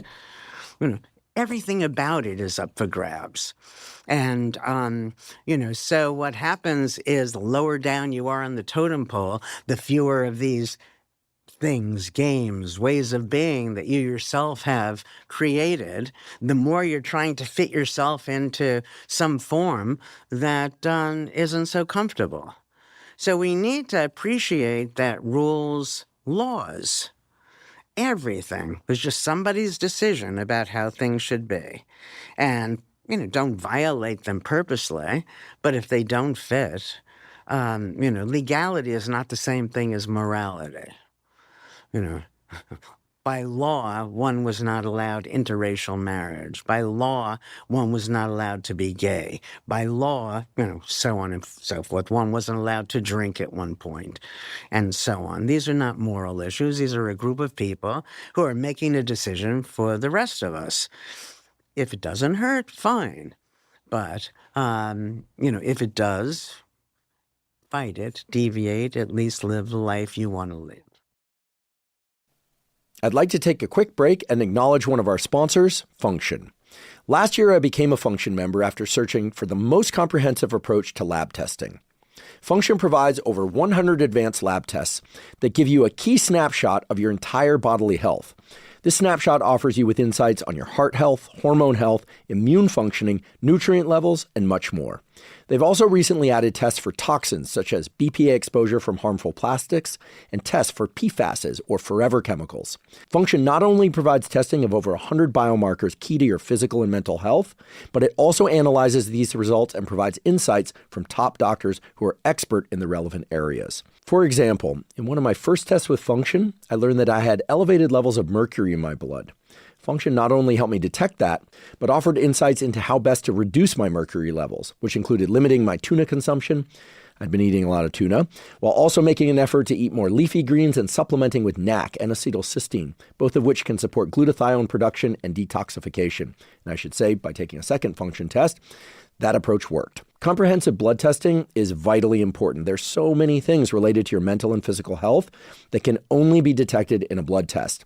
The problem is blood testing has always been very expensive and complicated. In contrast, I've been super impressed by Function's simplicity and at the level of cost. It is very affordable. As a consequence, I decided to join their scientific advisory board, and I'm thrilled that they're sponsoring the podcast. If you'd like to try Function, you can go to functionhealth.com/Huberman. Function currently has a wait list of over 250,000 people, but they're offering early access to Huberman podcast listeners. Again, that's functionhealth.com/Huberman to get early access to Function. I feel like one of the major detriments to living the way that you're describing, which, by the way, has tremendous gravitational pull in my mind. Like it's such a better way to go through life, right? And I subscribe also to this notion that pretty much everything was made up besides the laws of nature, right? I mean, to me, physics is real. And chemistry is real. Biology is real. It gets tricky because they're all real, but it's our understanding of them that varies. So we haven't worked out all of physics yet, Sure. Or biology or any of these other things. So I don't think that we should set these aside and say those rules we should follow come hell or high water. Right. I mean, seeing what may be, like, I could say, listen, because of the laws of gravity, objects fall down, not up. But of course, we could create exceptions to that. Exactly. But that humans make up all sorts of rules. Culture dictates, groupthink dictates. And it seems that one of the major detriments to living in this freer way, this more exploratory way that we're talking about today, is this whole thing of theory of mind. That we are able, for better or worse, to get into the minds of others and in some cases create ideas, true or not, about how we will be judged if we do A, B, or C. And in doing so, we give up some real estate. We give up some See, that's so that's perfect, Andrew, because we think we know, but are oblivious to the fact that every single, it's a big statement, behavior can be understood in equal dimensions, equal potency as good or bad. Now, so that I can control what you're thinking. So you think that I'm gullible. You could persuade me that I'm gullible. I can try my hardest not to be gullible. But I'm going to eventually be gullible. And the reason for that is that I value being trusting. And as long as I value being trusting, I'm going to be seen as gullible. As long as you value being flexible, you're going to be inconsistent. As long as you value being stable, you're going to be seen as boring, and so on. And so this is what I said to you before in different terms, that with all that I've studied, found interesting over all these decades, the thing that meant the most to me was the realization that behavior makes sense from the actor's perspective, or the actor wouldn't do it. Now, if you think about that, that means every single time you're demeaning somebody or yourself, or you're coming up with a New Year's resolution, what you're doing is denying the sense of what you were doing and saying, oh, you should have done something different. Okay. Once you realize that your behavior makes sense, you like yourself more, when you're realizing that, in any relationship, anything that's difficult is difficult because one of you thinks there's a right way and is denying the other person's perspective. We did this thing so many years ago. I gave people a list of, I don't remember, it was 200 or 300 behavior descriptions. I said, circle those things about yourself that you keep trying to change, but you keep failing at. So for me, I'd circle impulsive, gullible. I won't tell you the rest. Okay. Then you turn the page over, and in a mixed up random order are the positive versions of each of these. Now people are asked, circle those things you really value about yourself. My spontaneity and my being trusting. And as long as I value being spontaneous, I'm going to appear impulsive, and so on. And so now that I have more respect for myself because what I did made sense, I carry myself differently. I'm not doing what you were just suggesting before, where I'm tormenting myself and and so on. And the people I'm with, there's a lot in the mindful body that deals with language, and only a fraction of the sensitivity I seem to have to language in a different way from the way linguists would study it. But you have things, let's say forgiveness. We have all these terms that seem good. And because you figured me out now, that if you say it's good, I'm going to find a way it's bad. If you say it's bad, I'm good. Okay, so this is one of those. I don't want anybody, certainly not the person closest to me, to ever forgive me. I want to be understood. And if you understand, there's no reason to forgive me because my behavior will make sense or else I wouldn't do it. Okay, so how did this come about? I was asked to give a sermon. I'm Jewish. I have to go to this church because I say yes to everything, and I'm going to give a sermon. What am I going to talk about? I know nothing about religion. Forgiveness. It's not religion, but it sounds religious-y. All right, I'll think about forgiveness. So I think about forgiveness, and what I came up with was sacrilegious, some would think. If you ask 10 people, is forgiveness good or bad? What are they going to tell you? I'm going to tell you it's good. Yeah. If you ask 10 people, is blame good or bad? What are they going to say? It's bad. Yeah. But you can't forgive unless you first blame. So our forgivers are our blamers. That's interesting. Now, do you blame people for good things or bad things? You blame people for bad things, but things in and of themselves aren't good or bad. So what happens is the people who see the world negatively, who blame, then forgive. Hardly divine. Now, if you blame, it's better to forgive than not forgive. But if you understand why the person did what they did, it obviates the necessity for blame, which then obviates the necessity for forgiveness. I'd love to bypass blame. Yeah, well, that's I think that's the way to do it, is to recognize in a more open-minded way the motivations that people have vary, the consequences. No matter what you do, whatever negative thing it seems, positive things will follow if you allow them and you look at it that way. Can I ask you to... No. Oh, that's right. It's your podcast. Yes, you can. It's definitely not my podcast. We're here together. Could I ask you for any reflections that come up around this recent thought train I was on? I was laughing at the fact that our species, for whatever reason, seems to keep wanting to build technologies, and that much of our effort these days is focused on trying to undo some of the ills of the technologies that we've developed. So I use smartphones and I love them, and I use social media and I think it's terrific for certain things. But of course, these things have issues, just like the automobile created issues, the television created issues, and on and on. Okay. Fossil fuels and all of this. People will debate fossil fuels. But anyway, you get the point. Every technology brings with it some convenience or some way that humans have been able to overcome nature in some way or work with nature, right? We can't fly, so we build planes. Okay.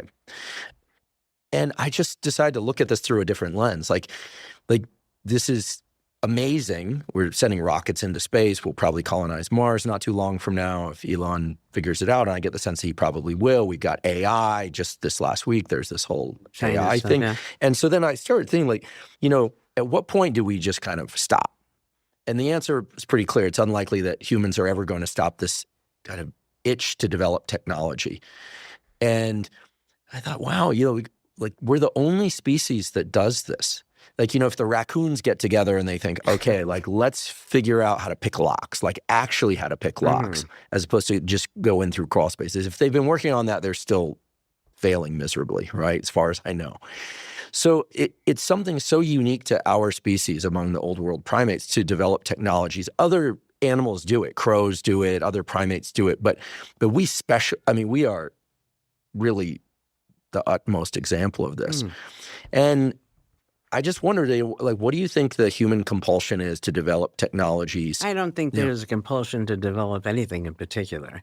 I think there's a compulsion to develop. There's a compulsion.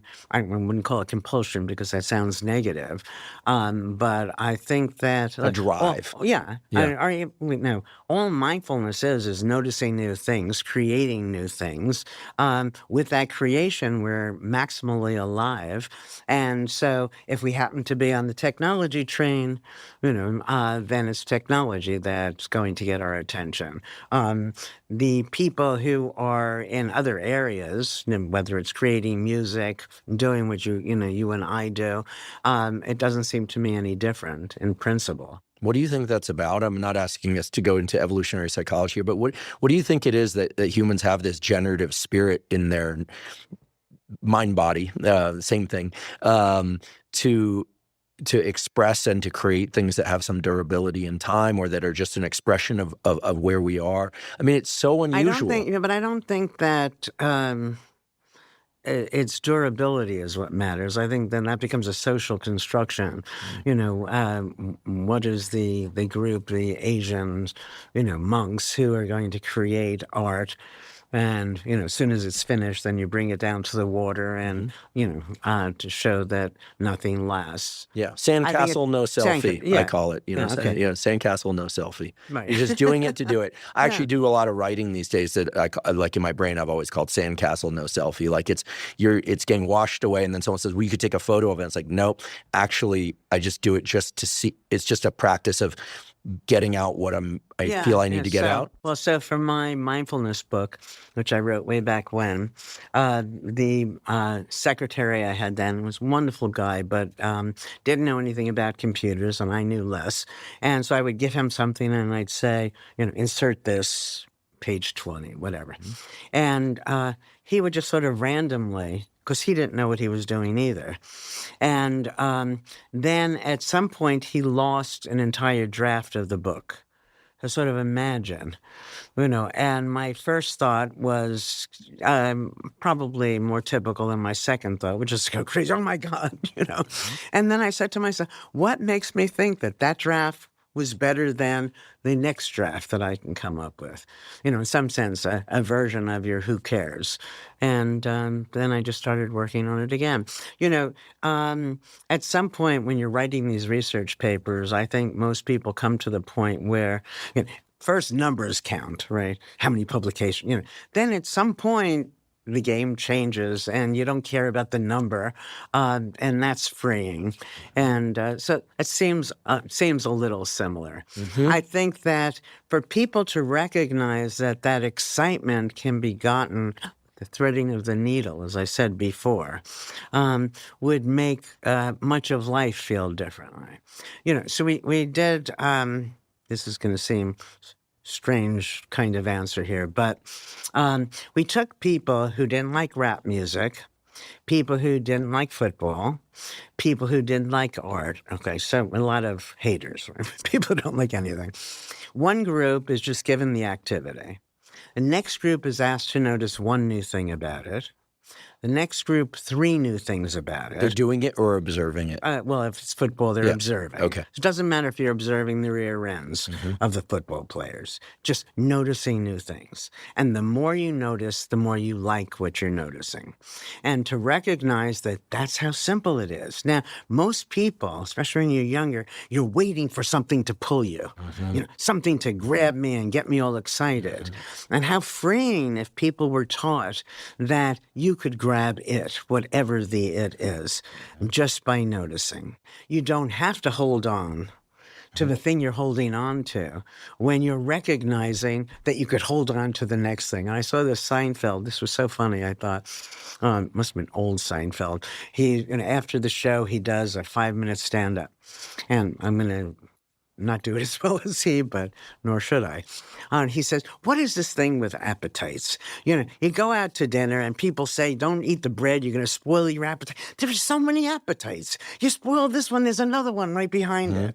And if you realize that high, that total engagement, the passion you were feeling was not a result of anything particular about the person, the context, how freeing it would be. It'd be easy to let things go, knowing that you can have that, a moment later.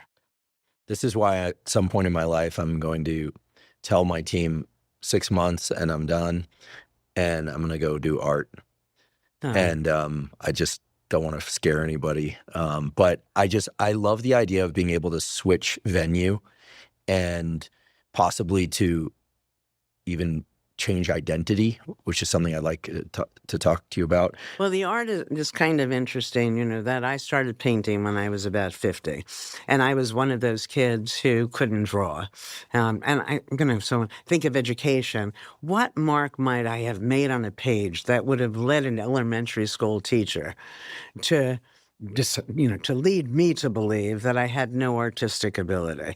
When you think of a difference between a Mondrian, a Rembrandt, people so different that it's sinful for people to think they know how things should be, so they know who can do it and who can't, as if there's only one way to do whatever it is. And I had this experience. And it was very clear in my mind. So I have this painting, and I have this friend who is an art collector. She drinks a little too much. She came over for a visit, and she saw the painting, a very early painting of mine. And she looks at it and goes, Ellen, there's something there. This is the important part. Now, don't go thinking you're Rembrandt. Which wasn't nice, but she had a little too much of it, but it didn't matter. But my response was so important to me. I didn't say it because I didn't think it would go over well, but I said, and Rembrandt isn't me. Now, I would rather be the very best Ellen Langer than the 500,000th, 5 millionth, whatever, Rembrandt. And when you recognize that quality is a decision people are making. There is no absolute standard. If you know anything about art, let's take even the Impressionists, where people pay so much money today, they were all rejected in their day. When you realize that in some ways, and my work has suggested this to me, that if you're present when you're doing it, you're mindful when you're doing it, somehow that reveals itself in what you're doing. And whether or not it does, you're putting yourself on that canvas, and it's great fun. It's exhilarating. And, when somebody's, belittles it, it's strange to me. Where are those criteria coming from? No different from in schools. I'm very much in favor of trying to create mindful education because, as I said before, I think that it's our system of education that has caused most of the mindlessness. And, a slide that I put on when I give some of these talks, in my view, that virtually, I don't really mean virtually, I have to say it because I'm an academic, right? I believe all of our ills, all of them, Andrew, personal, interpersonal, professional, global, are the indirect or direct effect of our mindlessness. So here we have schools all over the country teaching these absolutes, propagated in magazines, newspapers, taught by our parents, taught to each other, all that are limiting us and causing the problems that we keep trying to solve. And how easy it would be if we just acknowledge everybody doesn't know something, everybody knows something else, everybody can't do something, everyone can do something else. So when you're grading that paper and you're so sure that this paper, just doesn't make it, to presume that every smart person in the world would evaluate that the same way, I find distasteful. So constant, you give tests in school to find out what people don't know. Give tests to find out what they do know. Turns out it's the best way to learn. I'd researched an episode of a solo episode of this podcast I did, and to figure out what are the best ways to study and learn. It was based on a course that I'd guest lectured in at Stanford. It turns out we have to be careful now. I have to be careful saying things like the best. One of the most effective ways to learn is to self-test for what one knows and doesn't know, but not for sake of evaluation, but for sake of enhancing recall and depth of consolidation. And I think all of us, at least in this country, but I'm saying something a little different. Is you're saying how to remember, which I agree with that completely. But I'm saying that when we're testing people, we, whoever the we is, decided what is important to know to see, does that student know that, ignoring all the other things that student must know. I said this before that, I was lecturing in South Africa, and they put me up in this very fancy hotel, and I had taken a few hours off, and I was down by the pool. And there was this enormous amount of the hotel space, the real estate, that was totally unused. The only person who knew that was the lowly cabana boy, who nobody is going to ask what his opinion is. Everybody has a perspective that can add to the larger piece. And by having this idea of there are those of us on top, we really know, people expect, and I was given this genius award, and, shortly afterwards, every time, and you're supposed to be a genius, I never claimed. The danger of awards that carry titles like genius or even Nobel. I'm not going to poke at my few friends that happen to have Nobels because they've done beautiful work, but it's rare that people who get Nobels do much after that. Right? They become great sources of fundraising for universities, so you get leveraged for that. And I don't think anyone's going to shed a tear for a Nobel Prize winner here, but this brings me to this notion of labels, not just rankings and performance, but labels. Sure. I mean, labels hide all the ambiguity. So if we can use grades. When I give a student an A versus a B, it sounds like they're very different. But imagine, and I've studied this with respect to health, that the person who gets an 89, so you go from an 80 to an 89, you get a B, a 90 to 100, you get an A. Nobody in their right mind would think there's a real difference between the person who's gotten the 89 and the person who's gotten the 90. But their worlds become very different. All the ambiguity is hidden. We studied this. It's the borderline effect, as we call it, so imagine, let's say you and I take an IQ test, and for argument's sake, that you get a 70, so you're normal. I get a 69, so I'm cognitively deprived.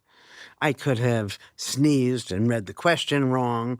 I could have come up with multiple answers that could have been better than the one that got the question and the person who wrote the question, and so on. But now we're put into two different categories. And because I'm cognitively deficient, I'm not given the training that I should be given. I no longer think well of myself. And so if you ask me to read certain things, I'd probably opt out, and so on. And in a very short time, the difference between us becomes very real. Well, it's the same thing with a medical diagnosis. There is always somebody who's right below the border, who has it, or we'll say who doesn't have it, above, below, and the person right above or at that has it, where the two scores are not meaningfully different, but where one then is told they have the disease and the other not, and the difference becomes real over time. And so we have data supporting that, and it's almost just a Gedanken experiment, a thought experiment. At some point you have to, put a limit and say, but you need to always know that it's made up. So, what is the expiration date for this can of food? Well, I mean, there are people who actually go through their shelves and throw these things out because it's 2 weeks old, not realizing how did they come up with that date in the first place. Anyway, Yeah, so but to go back to what you were saying, and let me remind you now, because I'm having the junior moment, that labels, names of things, these categories help us organize things, but more often, or as often, hold things still and cause problems. I did that first study way back when called A Patient by Any Other Name. And we made a videotape of a person being interviewed and showed it to therapists who are either behavior therapists or Freudian types. And the person on the tape was called either a patient or a job applicant. So the exact same tape. When we called the person a patient, they were seen as having hidden this and problems in that and so on. When the person was called a job applicant, they were seen as well-adjusted. I have a friend who was in elite special operations for a number of years. Very smart guy, very philosophical. And he once said to me, for reasons that I don't recall, he said, the two most powerful but also dangerous words in the English language are I am, because anything that follows the words I am will completely constrain your notions of what's possible and what's not possible. And I said, why are you telling me this, right? Because I pointed out that he was from special operations. He said, that he and his teammates had a mode of refreshing their mindset around particular operations that were, because of the division of the military he was in, et cetera, it was quite varied. It wasn't like they were just sort of doing one type of thing. They had to be very adaptive. And he said that they had to completely wipe away this I am component of their vocabulary, except as it related to the word adaptive. It was like, I am adaptive. So, but there was never a title to who they were, what they were, once they entered the context of a planning and execution of one of these operations. Very, very interesting way of thinking about identity, how it shapes mindset, how it constrains it and opens doors, and converts things into action and or failure to execute. Yeah. I found it very intriguing, because here's a guy I wouldn't normally think of this stuff, but it turned out he said that was a very potent tool for them. Yeah. Well, I think that as soon as you're learning something, and if you have your sense of as if you're going to be the same person over the next 70 years, for example, we don't actually cognize that, but without literally realizing that you're not going to be the same person, and you take in whatever you've just learned and continue doing it the exact same way. We go back to tennis. You learn the game of tennis when you're 15, and now you're 40. You shouldn't be doing any of it the same way. Why do you think we get now you're 80 again, and so what happens is your performance is not going to be as good as it could be because the 80-year-old body is trying to do it as if it's a 15-year-old, rather than taking advantage of there are positive things that happen as you get older. They're not all negative. If I'm playing tennis with I don't know, 15-year-old kid, I'm going to win without having to move very much because they don't know what they're doing, so that you don't need the same skills the more experience you have with the task, necessarily, at least. You see what I'm saying is that we freeze our own behavior. Every time you learn something, the way we learn everything, it boggles the mind. You learn how to drive, and then you freeze the way you're learning how to drive when you know the least about how to drive. And that's the way you're going to do it for the rest of your life. A driving thing, just as not really apropos of anything except in the car, that if you're driving on ice, what do? The car starts to skid. You're driving on ice. Well, I know in California you don't pay. I know what you don't do. You don't slam on the brakes. You come off. You slowly come off the gas. Now I've driven on the East Coast a little bit. That's exactly wrong, Andrew. Really? That used to be the case. You see, Okay. so this is the way we learn everything. You start the way things are right now. That when you skid, we were told that what you're supposed to do is gently hit the brake and turn into the curb. Now that there are anti-lock brakes, the safest way to stop that car is to jam on those brakes. So, but just think about it, because this is the way we learn everything. In this case, you're learning how to drive for safety's sake. And then you mindlessly, continue that, and it becomes very unsafe. I didn't get the memo. Okay, no, most people don't. That's why I brought it up now, seeming apropos of almost nothing. But we need to understand that things are changing and pay attention to the way that they're changing and change with it. And, the more you hold yourself, you're talking about identity, the more you hold yourself still, the harder that's going to be.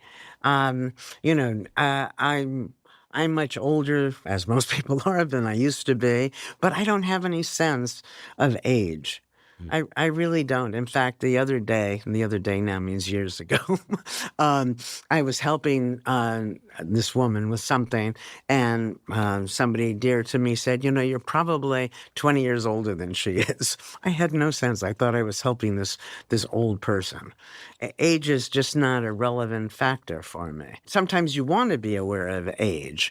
We did some research where we have people who, there are cues in the environment that often tell us how old we are, and those are not always so good. So, for example, if at my age, I'm in a fancy store and I go to buy, let's say, a dress or a skirt, okay, it would be inappropriate for me to buy a mini skirt. I'm too old to be wearing almost nothing there, right?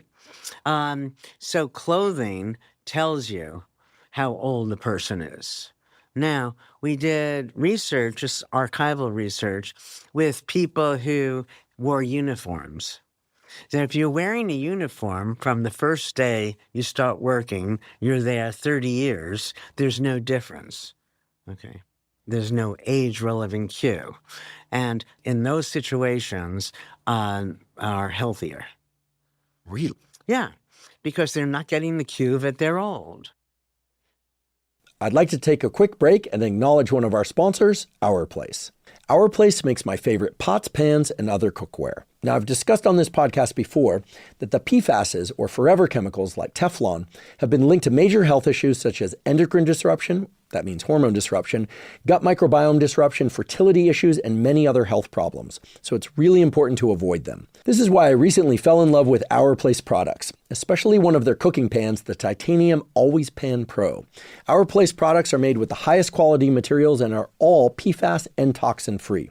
They're beautifully designed and function extremely well for all your cooking needs. Most mornings I cook eggs in it, I cook ground beef in it, ground venison, and the titanium pan is also designed in a way that allows eggs and meat to cook perfectly without sticking to the pan. It's extremely easy to clean, and like all Our Place products, it's nice to look at when sitting on the counter or on the stove. For a limited time, Our Place is offering an exclusive 20% discount on their innovative Titanium Always Pan Pro, designed to last a lifetime and completely toxin-free.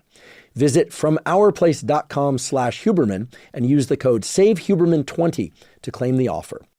So if one has parents, let's say, who are quote unquote slowing down a bit, and they're talking a little bit about some aches and pains, and there's a stairwell in the house, for instance, and they're starting to say things like, at some point we're either going to have to move into a place that doesn't have a stairwell, or put one of those chair lifts things, or maybe just move into the downstairs. Mm-hmm. Do you think that in just thinking about that, they're going to accelerate the demise of their locomotor ability? Yeah, I do, actually. I think that when we start entertaining these negative thoughts and evaluating ourselves, we're always going to find evidence. As you get older, you start, oh my God, am I forgetful? So you pay attention each time you forget, and that makes it even worse. When I said to my students in this health class smart kids at Harvard. This is on Thursday. I teach Tuesday and Thursday. I said, what was the last thing I said in class on Tuesday? Nobody remembers. I said, you must be getting dementia. All right. So that when a young person forgets, it's okay. They don't pay any attention to the forgetting. As you get older and you forget, you get less involved in what you're doing. If you're trying to learn something, you have the competing part of you saying, that you're not going to remember this, and so on. And independent of all of this, I think a lot of the loss in memory has nothing to do with memory. When I was young, and you're introducing me to people, I thought it was important for me to remember their names. Andrew, I know, doesn't speak well of me. I don't really care. You're going to introduce me to 5 of your... What do I care? If I'm going to need their names, chances are I will meet them again, right? So afterwards, if you say to me, remember Jim, and I say to you, which one was Jim? It wasn't that I forgot. To forget means I had to have learned it in the first place. And so if you don't learn it in the first place because you don't care, because your values change as you get older, then it's not a matter of forgetting when you don't know it in the second place.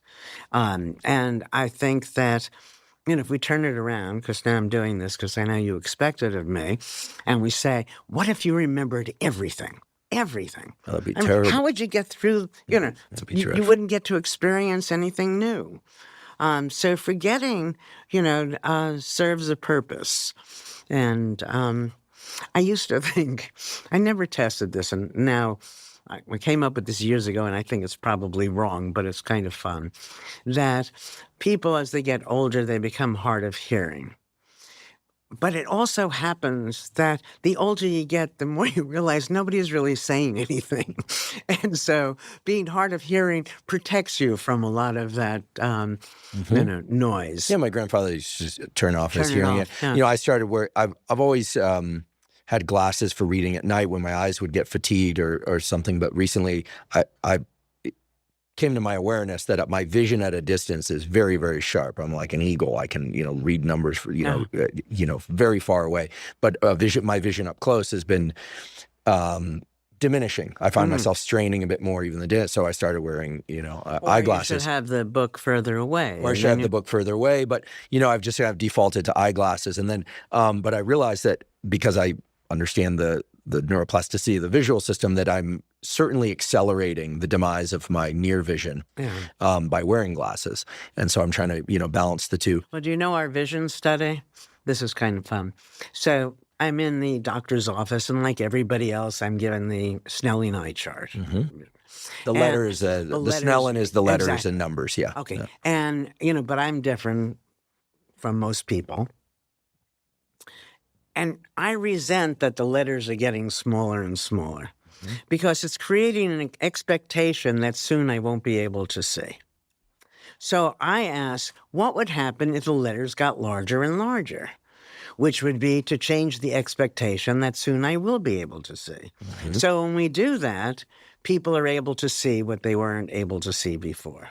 Now, most of us have trouble around 2/3 of the way down the chart. Mm-hmm. So what we did was start the chart 1/3 of the way down. Mm-hmm. So the letters are smaller than on top. So now 2/3 of the way down, that starting point, the letters are really small. And what happens is, again, people can see what they couldn't see before. Awesome. Yeah. So the idea that your vision has to get worse, I think there are many, many instances where that's not the case. But also, the whole test of vision is bizarre. How often in your life are you looking at letters that make no sense?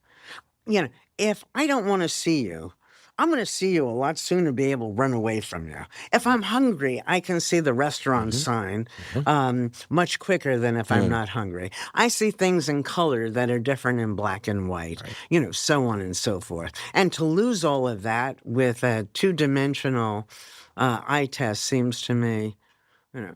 And again, we haven't touched on this, but it's probably important with respect to vision. It's true with everything.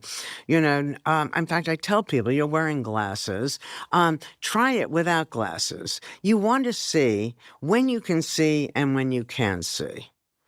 With almost everything, we again hold things still when they're varying. Now, what I mean by this is that, let's say with vision, my guess is that 11 o'clock in the morning, my vision is better than at 7 o'clock at night. The data, yes. Okay. I mean, it'd be hard for it not. So what does this say? This says maybe I should either have a nap. I don't nap, so I should have an energy bar. And even an energy bar is cute. It's just a candy bar, but you call it an energy bar, you're allowed to eat it. It's like you take a piece of cake, put it in a muffin tin. It's called a muffin. It's healthier than the piece of cake. Anyway, all that, be that as it may, that control, a great amount of control over our physical well-being comes about by attention to variability, which is just a fancy way of talking about mindfulness. Mindfulness is noticing change. That's what it means to be variable.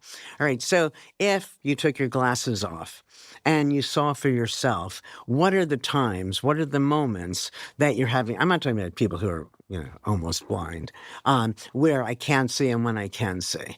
And then you ask yourself why. And then it may be the case that it's a particular font, or more likely that you're tired, and then you have other options. But once you start wearing them, it's like taking a laxative. Take a laxative once, it's fine. If you're taking a laxative all the time, you're teaching your body to depend on the laxative. You teach ourselves by some of these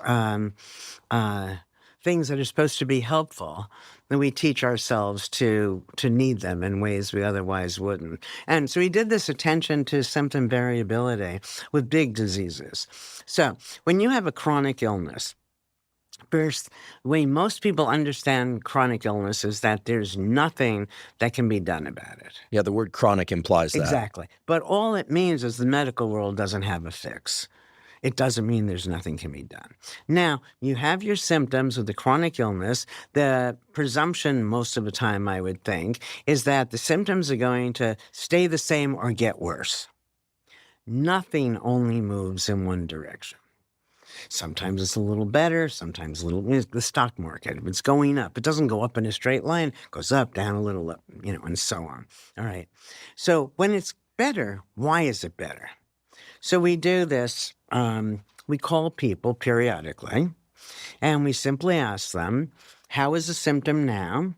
Is it better or worse than the last time we called, and why? Several things happen. The first, by engaging in the whole process, people feel less helpless, and that turns out to be good for your health. Second, once you start noticing that now it's a little better, or it can even be a little worse, you feel better because you thought that it was, always maximally, I'm always in pain, I'm always stressed, whatever it is. Third, or whatever I'm up to, by asking the question, why now is it better or worse than before, you engage in a mindful search. And I have decades of evidence that mindfulness itself, the neurons are firing, that itself is good for your health. And then finally, I believe you're more likely to find a solution if you're looking for one. So we've done this with multiple sclerosis, chronic pain, Parkinson's, stroke, biggies, and in each case have very positive results. And the good thing about these sorts of things is that there are no negative side effects. And it doesn't mean that you have to stop doing any medical procedures you may be doing. But you're back in charge of your own health care. Why does this hurt now? Stress. There are some people who think they're stressed all the time. Nobody is anything all the time. So I call you, Andrew, and I say, how stressed are you now and why? And we go through this over time. And then you find out, you're stressed when you're talking to Ellen Langer. Well, then the solution is easy. Don't talk to me. I've been thinking about deadlines a lot lately. And we hear stories of, people being told, I need this done in 15 days. And if people are forced to do it in 15 days, somehow they're able to get it done in 15 days. And certainly there are limits to this. If you told me I need to write 1,000 pages in 5 minutes, there would be very little on each page. But staying within the bounds of reason of what we're talking about when we say there's a deadline in X number of days, why do you think it is that our perception of what's possible tends to scale with A, what's been done before, so precedent or no precedent, the 4-minute mile, for instance, until Bannister broke it. No one else broke it. He broke it. Lots of people have broken it since, and did immediately afterwards. So what do you think about this notion of what's possible in terms of preordained human decision constraints? Like, no one can break the 4-minute mile. Someone breaks the 4-minute mile. Now we reset to a new reality in time and in sort of capability. Because I feel like much of what we believe about ourselves is also constrained by our beliefs about the outside world. And as you pointed out earlier, all of that's just a human script that is the play we're all in. Yeah. I think that the first part is what guides most of us is what's been done before. And the fact that nobody has done it, to me, means nothing, but to a lot of people. See, people create theories working backwards, which is they often take what is and then derive rules to explain why it has to be like that. Once you believe it has to be like that, then it doesn't occur to you to do anything other than that. But if we start off with the notions of science that I was talking about before, that it's all just probability, no absolutes, then it wouldn't occur to you to stay within the rigid boundaries. Not the best answer, but the only one that came to mind. No, it's a great answer. I'm trying to think about the use of the scientific method, which is what you use in your lab and in your research, and why it is that you haven't, it seems, challenged the scientific method itself, except at the level of like what hypothesis you're going to test. I mean, in order to do great science, I mean, at some point you need statistics, you need sample size to be sufficient. The rigor of your studies is as important as the originality of the questions you're asking. And so it seems that you've embraced the scientific method as at least useful. Yeah, that's the key. That, to me, it's a means of speaking to certain people. And it carries with it a certain gravitas. But I by no means feel that it's giving answers that are any more absolute. Well, as I said before, that all of the answers are probabilities. So it's just a language to use. The Counterclockwise Study was criticized because I didn't publish it in a standard journal, because my assumption of it's very hard if you're doing something over a week's time to control for every possibility. And what I was trying to do in that study was to show that vision, for example, can be improved. That lots of the things that people presume are wired in as you get older, it gets worse and worse, that it just doesn't have to be that way. But I'm having trouble remembering now, because I know that I was going to write a paper taking the whole science of science apart and never did. And if I had written the paper, I'd probably remember what I was going to say and answer your question. Well, it's a good one, but I don't think that there's anything that is described as absolute that's going to be right, whether it's physics, even physics, biology, psychology, anything, that our methods can only take us so far. And the people who get beyond that are the people who don't presume that that's as far as you can go. If you can go this way, you can go a little further. I was a chemistry major when I was an undergraduate, and the problem was I practiced Jewish chemistry, which was a little is good, a little more is better, which is not the way to do chemistry. But I don't know what it is that leads some people to be rigid and to take everything that is told to them as if it must be, and what it is that led me to a different way of being. And testing it, or just thinking that some of the things that people say just made no sense to me. Not long ago, we went through one of the biggest public health crises of at least my lifetime, and at least two major controversies arose. One was the extent to which masks should or shouldn't be worn and are useful or no. The other is about the so-called vaccines. And this is Yeah, and I think those are beautiful examples because, one can make an argument that you should wear masks, but the other side also makes sense. The way masks were preventing, even nonverbal communication, which is very important and important to people's health, right? Your relationships are not an inconsequential part of your well-being. And vaccines, there is no treatment that's going to be good for everybody. Somebody very close to me, if given Dexedrine, puts her to sleep. Dexedrine is basically speed. Exactly. Yeah. Puts her to, and so when we recognize the uncertainty inherent in all of these things, I think we don't mandate things in quite the same way. Now, you can mandate that people wear masks, but it shouldn't be that people wear masks because we're absolutely certain that masks should be worn. There are other arguments to be made why people should wear masks. Or not wear masks. Or not wear masks, Yeah. Whatever the case is going to be. I think it's important that in the medical world, that I think I gave this talk at one point, and I thought I was talking to 5,000 women with breast cancer. And it turned out there were lots and lots of physicians there. If I had known that, I might have spoken a little differently. And so I was scared afterwards. I said, oh my goodness, because I was not flattering. I have great respect for most of these people. But then I found out afterwards that they were thrilled because they know they don't know. And, operating on the world with an awareness that you can't be sure leads to a different humility, a different way of appreciating other people when they disagree with you, and so on. And I don't know how you do that at the higher level, government and so on.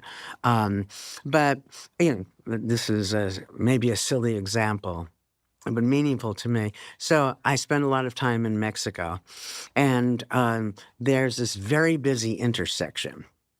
And there are no stop signs, there are no traffic lights, and there are no accidents. Because everybody knows there's no traffic light, there's no stop sign. You have to pay attention to what's going on. So lots of these rules and laws divert attention to as if there's only one thing that matters. So when you're told to drive 60 miles an hour, what does that mean? That if you drive 70, you're going to get a ticket. Okay, so if you're not afraid of getting the ticket, but there are other considerations to how fast you might go. The quality of your car, the quality of the roads. Is it raining at the moment? How uncomfortable or comfortable the passengers are. And all of this and much more, gets lost by having the rule. 60, as if that, somehow is an absolute truth. Yeah, and experience matters, at least in my view, because, so for instance, going back to vaccines, right? I'm not trying to create unnecessary controversy here, but it's absolutely clear to me that there are people who believe that, for instance, the COVID vaccines were immensely valuable. On the whole, it saved lives, et cetera. And there are other people who are absolutely convinced that the vaccines caused injury, perhaps to them or to people that they know. And both sides, as it were, seem to know a lot about their side. Yeah. And so the discussions aren't really discussions. Yeah. Because the people that felt that they had a vaccine injury know an immense amount about that injury, the context, and others who had it. Yeah.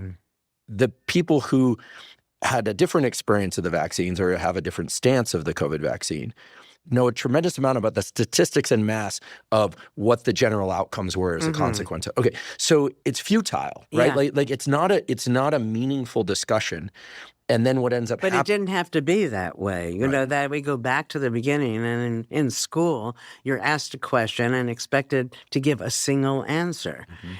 Life would be so different for us as we grow up if you gave multiple answers to whatever the question was. That immediately would make clear that there are alternative perspectives. So just a very simple change in schools. Well, then I'd like to challenge an idea, since that seems to be challenging one assumptions. Of my ideas, no. No, not one of your Oh, ideas. good. Then I'd like to challenge the assumption that as people get older, they become more set in their ways. Because many times today, I'm hearing that as one, and I'm getting older, I now can say, I'm so happy I can say I'm almost 50. I actually love getting You're a older. I baby. feel better Me now. too. Me too. I feel better now at almost 50 than I did in my 20s. Yeah. And psychologically and physically. Yeah. And I felt great then. Yeah. So I challenge the assumption that we get worse with age. Yeah, no, I'm with you, and I'm much older than you are. So do we get set in our ways, or maybe we're more flexible in our thinking? I think that the older you are, let's say you've tried different ways of doing something, and there's a particular way that works for you. And it doesn't matter if the other way is faster, is prettier, is whatever. This works. And so you can be seen as set in your way because you've made it, because you know it doesn't really matter. I could do it that way, or this way. I'm going to continue to do it this way.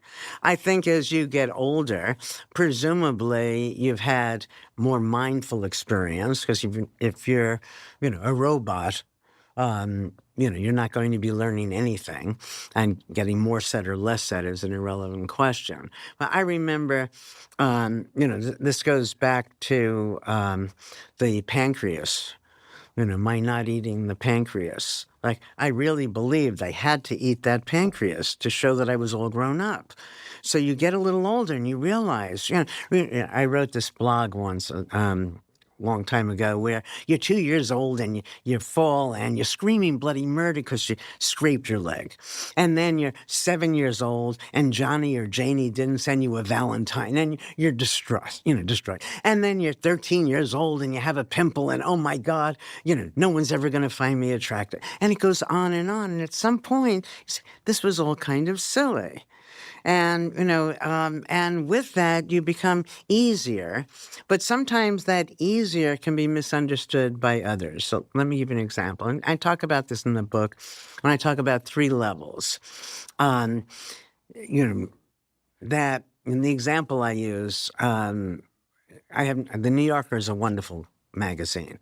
But let's say we have 3 levels. Level 1, people who don't read the New Yorker. Level 2, people who read the New Yorker. Level 3, people who don't read the New Yorker anymore. We could have them read it again, but let's just skip first. Okay. Level 1, not reading, and those not reading it anymore are very different. But they're seen as the same by the level 2s. The level 2 people are the bane of my existence. All right. So let's say you're young, you're uninhibited, level 1. Then you're like most people, you become very inhibited. Then, hopefully, you get to a certain point in life, you say, who cares? And you become disinhibited. Not uninhibited, because you know the rule. You're just choosing not to follow it. But those at the level 2 will see the level 3 and think they're level 1s, because you can't see beyond your own level of development. When I was young, especially if I'm on an important show like yours, Andrew, and we just took a break for a minute, and if I had eaten something and I got a spot on my sweater, I'd sit like this. Not even realizing how stupid does this look, right? But that no one should see that I got, God forbid you're human, you spilled a piece of food. Who cares? So I do this thing with my students, and it's very simple, but it has a very big effect on them, where I tell them, you can't come to class next week unless you're wearing 2 different shoes. It's very hard. Some won't come to class. Most come. Then a large majority wear two different shoes that look the same. Two different black sneakers that are, and then you have the bold where a red and a black sneaker. That's cool. And we talk about things. Nobody even noticed. And if they notice, what are they noticing? Somebody who knows you is not going to judge you differently because you're wearing two different. They're going to assume there's some reason for it. And those who don't know you don't know you. So what do you care? So this wonderful young woman, I did this in my seminar as well. That was in the lecture class. She comes in, she says, Professor Langer, you won't believe what happened. I said, what happened? She says, I'm in the elevator. There's this guy. He looks at my feet. He looks at my face. He looks at my feet. He looks at my face. He looks at my feet and he points and he says, was that intentional? You know what I did? I said, no, what did you do? She said, I looked at his feet. I looked at his face. I looked at his feet. I pointed to his feet and said to him, was that? So good. And when people recognize that everything is sort of in some sense up for grabs, that none of it really matters. It's so freeing. And there's so many ways that we constrict ourselves. And to make it an answer to your question, hopefully you get older and you realize that most of this, it just doesn't matter. Now, you can learn that when you're younger. All you need to do is recognize that those people who you think are thinking you're X there are other people who are going to go, yay, you're X. That you may love me because I'm trusting. You may dislike me because I'm gullible. So, you can't please everybody. Not because your behavior is unpleasant, but because all of it is up for their own definition, and you can't control the way they're going to see it. It's like our sense of justice kind of gets in the way sometimes. I mean, sense of justice can be very important in society, so don't get me wrong. But for instance, recently I had the experience where a news story came out. It wasn't about me, but... And those are the only ones you read, right? No, it came out, and the headline was, well, I'm just going to say what it was, that so-and-so's home, this famous person's home, was destroyed in the LA fires. Had a description of what had happened. It had a photograph of the home before and after, the devastation. And I immediately got upset because that was not their home. That was my home. Oh, my goodness. Okay, now, I hadn't lived in that home in a while, so there was no reason for them to say that it was my home. I wasn't upset that they didn't say it was my home. But there it was, my Toyota 4Runner parked in the driveway. Oh, wow. Like, basically, the whole thing was made up. Yeah. And I actually know the reporter because they had tried to contact me once before. They had somehow got a hold of my phone number, which frustrates me in addition to that. And I realized— That was my fault. And I realized they're just making up lies. Yeah. Like, they're not even attempting to fact check. Now, this was a minor thing whose home it was, perhaps. Yeah. But they made a bunch of issues around this. And then another article came out about this person and another one. And I don't believe anything that I read, certainly from that particular venue. And then I started to realize that probably half or more of what we read in traditional popular press is just made up. And no one's fact-checking this stuff because how could they? Like, how could they know? And of course, I'm not going to pursue this in any kind of legal way. I don't really care. Yeah. But my sense of justice is what frustrated me. And as soon as I went— But what difference does it make? That's kind of funny. Like this reporter, so desperate for a story and to capitalize on the horrible events, like felt that they needed to do. And I thought, this is like ridiculous, and our species is just so weird. This is what I always default to in the end, whether or not it's about technology, about something else. I mean, real tragedies are real tragedies. And when those happen, as the fires were, it upsets me. But so much of like what grabs our attention and the drama of things is just humans being ridiculous. Yeah. Sometimes lying, sometimes in service to one thing, or pretending it's in service to justice when in fact it's in service to themselves, or a combination of things. And I think as I've hit this, like what I hope is a new 50. vista in my life, I'm thinking to myself, like, wow, like we're really obvious. Like, we're so obviously silly. Like the game, I bring up Rick Rubin again. He has this saying that he repeats over and over to me. He said, like, there are only two truths nature and professional wrestling. He loves professional wrestling. He watches hours and hours of professional wrestling. And I said, why do you do that? Isn't that...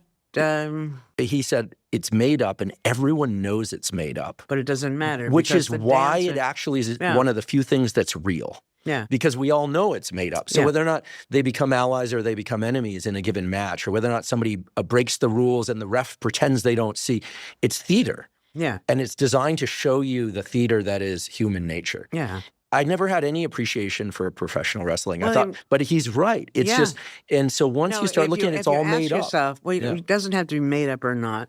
If you ask yourself, what difference does it make? The wrestling? No, any of it. So it's your house, it's somebody else's house. Exactly. I realized I was the one being ridiculous. Yeah. I'm upset because of there's some injustice. Because what? Because I don't want my forerunner in a news article about someone else's home. Maybe that person had a home that looked very similar. Right. But I guess it was the break with my assumption that the traditional media tries to get things right. Yeah. That they at least try. And in this case, the person clearly didn't even try. They had access to the real information. They chose to lie. If you say there's something to be learned regardless of whether it's true or not. I thought you were going someplace else with this. My mind wanted to, I thought you were talking about the tragedy of the fire, which as an example I use in The Mindful Body to show that events are not good, bad. Rather, our view of the event is what makes it good or bad. And so I had this experience. I was at a friend's house for dinner. I come back late, which never happens. And all of my neighbors were outside because my house had burned down. And, just pretty scary. Okay. A couple of funny things happened. They said they were able to save my dogs, which that wasn't funny. That was wonderful. But they couldn't save the parrot. I didn't have a parrot. Well, Roger Brown, when he was alive, gave me this stuffed parrot that was in a cage. Oh, my. Okay. So as a kid who owned parrots, I was like frightened for a moment. The parrot. Okay. So now I stay at a friend's house, and the next day I call the insurance company, and the person comes over, and he said this was the first time in his 20-year career that the damage was worse than the call. Most people, oh my God, it's not so bad. Here, I had already lost everything, so it didn't make sense to throw my sanity away after it. Okay, so that was the first thing. I move into the Charles Hotel, and I'm a sight to be seen with my two little dogs. And it's Christmas, then all the presents coming in, were burned, all the ones going out, It's now Christmas Eve, and I go out for dinner, and I come back to the hotel room, and it's full of gifts. Not from the owner of the hotel, not from the management, but from the so-called little people, the chambermaids, the people who parked my car, the waiters and waitresses. Andrew, I tell you, I could not tell that story for months, maybe years, without it bringing tears to my eyes. It was beautiful. Every Christmas, I'm reminded about what feels to me the basic goodness of people. Yeah. And I couldn't tell you, except for one thing, what I lost in that fire. So, one stuffed parrot. No, that I don't remember that until right now. No, it was kind of fun. I was teaching, going to be teaching, as soon as school began again, a large lecture class, and all my notes were burned. So, oh my God, what am I going to do? And so what I did was I called a student who got an A in the course the year before, borrowed her notes, and omitted those and taught the course. And it was the best course I ever taught because I was not relying on anything that I would then repeat in any absolute. I was totally there for each lecture. What do you think it is about hard events that are life-changing that anchor our mindfulness? No. I don't think that they necessarily are. I think that, if something happens,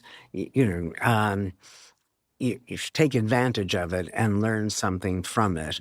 And, so there's data, not from my lab or yours, but that people who have heart attacks, and you live through a heart attack or a stroke, all of a sudden you realize, gee, this is not going to go on, forever. I've got to start living. And it's a shame. I mean, I think most people are sealed in unlived lives. And, that you need a heart attack to wake you up or somebody else's death. My postdoc advisor, well, all three of my advisors died, suicide, cancer.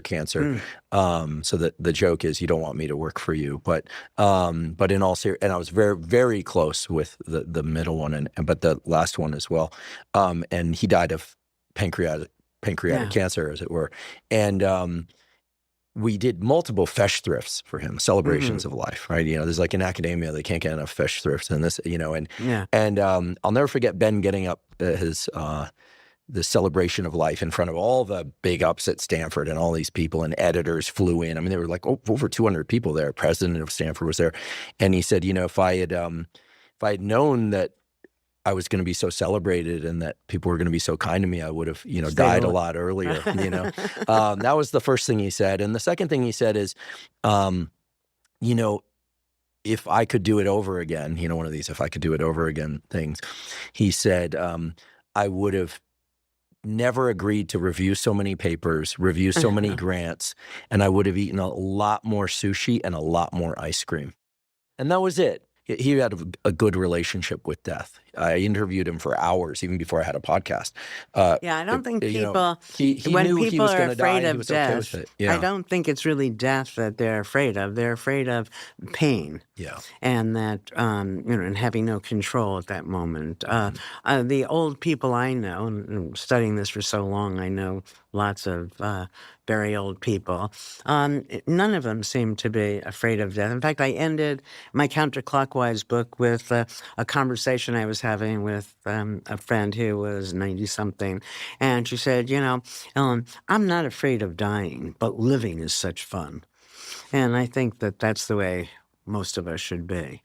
But there's something I wanted to say that we touched on before, and I don't think it's not really relevant now, but I'll find a way to make it relevant, about spontaneous remissions. And I said that with my mother, there was a spontaneous remission, and the medical world can't study spontaneous remissions or doesn't study. So they seem infrequent.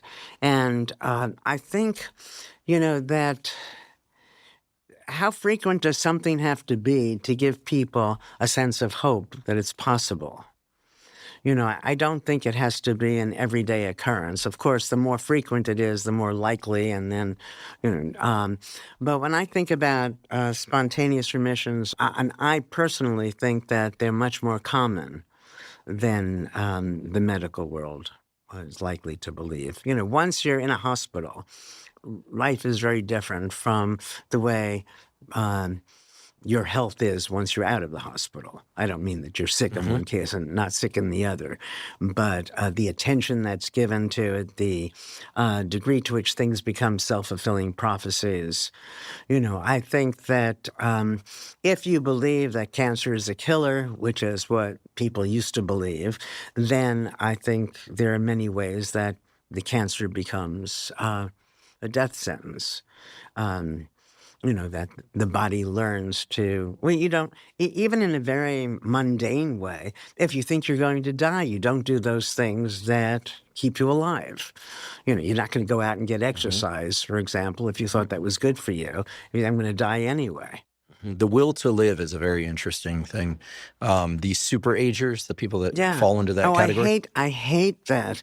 No, I'm serious. Super memorizers, super tasters. As soon as we make a group of people the super group that says that whatever they're able to do is not available to everybody else, and I don't think that there's any evidence for that. Yeah, well, I align with you on that stance. I mean, I use the name only because they're sometimes referenced as such, but a focus of the podcast recently has been to emphasize that in that group and others, there's a brain area that's available to everybody because everybody has it, which is this anterior mid-cingulate cortex, which is activated when people embrace new forms of learning and challenges. And it does seem to correlate with maintaining cognitive function into later age. And it's roped into, excuse me, neurally it is roped into. It's linked up with the dopamine reward circuitry and other circuitries in a way that ties it somewhat to this notion of the will to live being related to the embracing new learnings, or at least new challenges. You know that there was a story way back when. So there's this mental facility, and people are on what's their vernacular called the hopeless ward. And then they wanted to renovate the ward, so they move all of the people. So you're in the hopeless ward, now you're in a hopeful, without it being called that. Then the renovation is finished, and people are returned to their old rooms, and many unexpected deaths occurred. This makes me wonder why we have names for hospitals, like Hospital for Sick Children. Yeah. I've always been bothered by that title. Yeah. Sorry for anyone that's been treated there and had a great experience, because I imagine it's a great hospital. Did you read The Mindful Body? I talk about a mindful hospital, which would be different from the ground up. And I'm now trying to, in Mexico, Canada, and in the States, Minnesota, trying to put up, at least start with a mindful emergency ward and then become a whole mindful hospital. Why it should don't be they call very them different. Yeah. I mean, for the reasons that I'm presuming you're getting at. But, do you know anybody who's ever walked through a hospital door that isn't stressed? No. I mean, no. No, only walking out. Yeah, no, and I believe that stress is by far the major killer. It's a very extreme position, Andrew. I believe, I was going to do this work with people in China before COVID. We take, let's say, a few hundred people who are just diagnosed with cancer, vary the cancer, and we find out how stressed they are. And nobody's going to be happy being told they have cancer. So we give them a little while. Let's give them 3 weeks to adjust to it. Then we measure their stress level every 3-4 weeks. I believe the stress level will predict the course of the disease over and above nutrition, genetics, and treatment. And stress is psychological, which takes me back to how all of this can be controlled by our minds. But anyway, so you go to a hospital, the first thing you are is stressed. You have the people working in the hospital who, especially during COVID, but it was always the case, suffer an enormous amount of burnout. Well, what is burnout? You don't get burnout if you're mindful. If I'm seeing you every day and I'm presuming you're the same Andrew I've seen before, your symptoms are basically the same. How are you, Andrew? I take your temperature. Everything is pretty much the same. It can be exhausting because I'm not getting anything. If, on the other hand, I'm noticing all the new things about you, then I'm being fed, and my neurons are firing, and I'm not going to burn out. Then we have lots of simple things. So when I was talking to a Tuluga one day who did some wonderful work on checklists. And, in surgery, for instance, if they have a checklist, there are many fewer errors that are made. But he had just sent the last draft to the publisher, so he wasn't going to be able to change it. I said, we need a mindful checklist. What is a mindful checklist? And you remember when we used to travel and you come back to the States and you had to fill out these forms and you're bringing any livestock? No. Do you have any fruits and vegetables? You answer 3 of these and you don't answer any of the other. You just know it's no, no, no all the way down the list. So a checklist, and even the checklist in aviation, the co-pilot flaps up,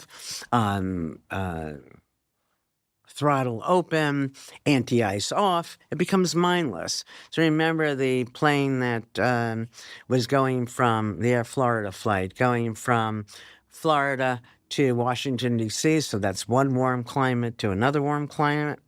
And they go flaps up, throttle open, anti-ice off, but there was snow in D.C., an unusual event. The plane crashed because the de-icer was turned off and people were killed. And the point of it is that a checklist, well, better than no checklist, there's a better than better way. We talk a lot about that in the mindful body, that the checklist needs to be a mindful checklist. So not, is Andrew in bed? Yes. What position is Andrew in the bed? Not, and does Andrew have two eyes, but, how much liquid can you see? So not yes, no, going beyond yes, no. And where you can only answer the question if you're actually looking at the person. So then you're noticing. Now, the wonderful thing about that is if I'm noticing you and being mindful about aspects of you, you feel noticed. And that's the way you feel cared for. And then the relationship grows. It keeps coming back to powers of observation, asking questions, depth as opposed to speed. Yeah.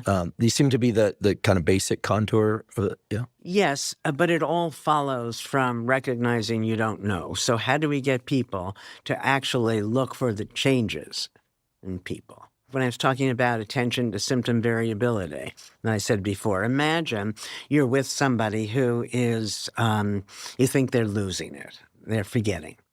Now, if you think they're forgetting, you become intolerant every time they forget something because you forgot that it's not willful. They really just don't remember, number one. Number two, the only time you're paying attention is when they're forgetting. So you've not attended to all the times they're remembering. So the problem seems worse. But if you were, in fact, attending to when are they misremembering, what are the circumstances? And you catch it early. You say that the person doesn't forget everything. They forget, I don't know, questions about restaurants, for example. Well, then, probably they don't care. I'm going to be happy. I'm an eater. I'm going to be happy wherever we go. And so unless we're going to some place that's phenomenally expensive or we have to travel, whether we went to restaurant A, B, or C, I might not remember. For you, since you're very discerning, you're going to know you had a wonderful meal here and a horrible meal in the other three places. So for you, it matters. The point is, when somebody doesn't know, why don't they know?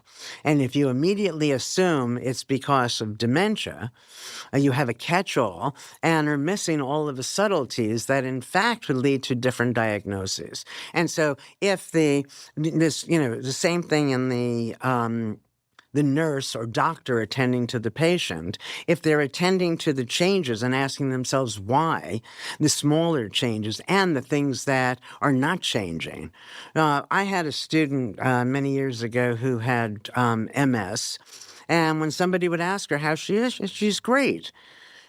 And then one person then said, but how could you be gracious? My arms work, my head is working, and went through all the parts of her that are not suffering, So you can always attend to what's wrong. You can't attend to everything.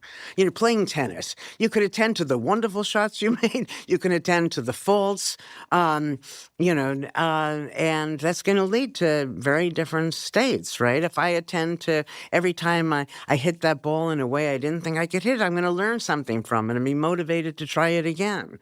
If I attend to every time I screwed up, I'm going to, be embarrassed. I'm going to be afraid to expand and experience new things.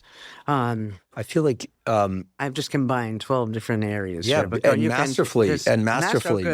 masterfully. And what I realize is that we're always, to some extent, in choice, as they say. Yeah. And I think to some people that will feel freeing. Like, I'm always in choice. My house burned down. Well, who knows what newness that will bring, these kinds of things.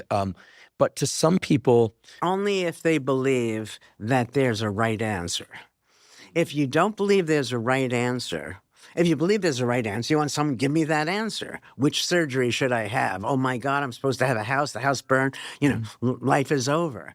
But if you realize that any experience is only experienced through you and provides opportunities. I can certainly adopt that. I also can feel the parts of me that I assume are what other people experience as well, which is that when one has so many degrees of freedom over how to respond, Sure. that itself can feel a bit overwhelming. No, of course. So when Eric Fromm wrote Escape from Freedom, it was that same idea that you can be paralyzed by so many choices. But I think that's wrong. I think you're only paralyzed by the choices if implicitly you believe there's a right and a wrong choice. And when you recognize that they're all equal, it just doesn't matter. It's easy to choose them. So it's choose your own adventure. Exactly. Yeah. And then, or make whatever you're doing an adventure. If I can't be near the one I love, I should love the one I'm near. I mean, at one time that was considered okay. Know. Nowadays there are a couple things that are more complicated. I would argue. One, earlier you mentioned coddling of people that are, Elderly. aged, elderly. I hate that word now that I'm 77. Well, you are. But I'm a no super one would guess that you're 77, and your vitality is undeniable. This notion of coddling. Jonathan Haidt wrote The Coddling of the American Mind, Anxious Generation. I have to wonder what it's like for kids growing up nowadays and teenagers constantly being told about this disorder and that disorder, and the idea that if you meet 5 out of 10 of the menu of criteria that you might even be this thing. You are blank, as opposed to just having blank or struggling with blank. Everything is, And we certainly prescribe medication in this country, certainly compared to other countries. The vast amount of antidepressant and anti-anxiety medication is consumed in the United States. And certainly those medications can be valuable for people, I would argue, but they are overprescribed, I would also argue. So my question is, if one grows up being told that they are fragile, that there's threat everywhere, or even that there's threat everywhere on social media, let's just push into that dent a little bit too, because that's Jonathan's idea. Sitting here talking to you, that now has me thinking, well, maybe my 18-year-old niece is perfectly capable of navigating this online landscape, and it's just me who's not capable of it. And so I'm going to decide that she's struggling. But maybe kids aren't getting enough physical activity, one could argue, but on the basis of data. But do you see where I'm going here? When one can kind of pivot to different lenses to look at something through, it increases the number of options. But then at some point we have to decide: are we coddling our kids too much, or are we not coddling them too much? It reminds me of an argument back, just when I was your age. And the question was violence on TV. Oh, yeah. And were kids being exposed to this violence, becoming more violent? And I never quite understood it, because if you were my child and we were sitting there watching this violence, I go, oh, and you would see that my reaction to it was negative, and you'd learn not to engage in that, or to recognize, the effects on other people. What I'm saying is that, rather than the medium being the message, the medium is, people say to me, is technology good? Technology isn't anything, the tools. And if they're used mindfully, they're good. If they're used mindlessly, they're not good. And so I think it's silly. There's data showing that kids who are college kids, for example, who use a lot of social media have lower self-esteem and all of this. And I present this to them, and I say, this is silly. You're not now going to get off Facebook because of these data. But let's look at it. You're Harvard students, for God's sakes. Why is it that you're only going to post the picture where you look the prettiest, talk about to have the nerve to turn it around? Hey, would you believe what I looked like last night? When you're having that bad hair day, or something didn't go well, just have the guts to do that. So it's not the social media, it's the lying that, or the mistaken assumption when you see all of the successes, that's the more general truth. Everybody but you is having these successes. Well, certainly, social media gives it a literal score for followers and likes Yeah. and things of that sort. So it's thumbs up, thumbs down. I mean, literally scoring performance in Yeah. terms of what other people think. It's certainly training those circuits Yeah. very robustly, whereas But if people learn the 3 levels that I was explaining before, then you'd see that what looks like is not very good, in fact, may be quite something. You have people who are poor and they can't spend a lot of money on their appearance, and then you have everybody else who's spending a lot of money on their appearance. Then you have some of these very, very rich people who, I had this editor for Mindfulness, wonderful woman. She's recently died. And the first time we went out, this is when I was young, and it was wonderful how they're going to send me all these free books, and they take me out all the time to get me to publish with this company as opposed to that company. And I'll never forget this. We go for this meal, and she looked poor. So I didn't eat anything. I chose the cheapest thing on the menu because I knew she was paying. And I found out she was one of the richest people in New England. So that's the level 3 where you have so much, you hide it, and Well, this is interesting because, when I was growing up, unless people had money to purchase things, they would drive older cars and things like that. With credit, that changed. Yeah. And I have friends who like to wear very, very fancy watches. I also have friends who have far more money than them and choose to wear no watch. So it's getting harder to discern, except at the extremes, of course. Yeah. It's getting harder to discern who has what, and maybe that's a good thing. I Again, think so. again, at the extremes, it's obvious, that the homeless issue in Los Angeles and everywhere in California is so troubling and so sad, what's happening. But setting that aside, I think nowadays we have less information about people's values, even just by looking at them. When I was growing up, as somebody who wore a particular T-shirt with a particular band, you kind of knew if you were part of the same group. All of that's gone now. It's all leveled. Yeah. And but people could be asked at any stage, why is somebody dressed this way? Why is somebody doing what they're doing? And when asked now, you're only given a single answer. When you're given multiple answers, you see the 3 levels. They're doing it for this wonderful reason, for this awful reason. It has this meaning, that meaning. And that's what you want, things to be obscured. You don't want to be pigeonholed. Because if you think you know what I'm going to say because of this belief of who I am, you're not going to listen to me.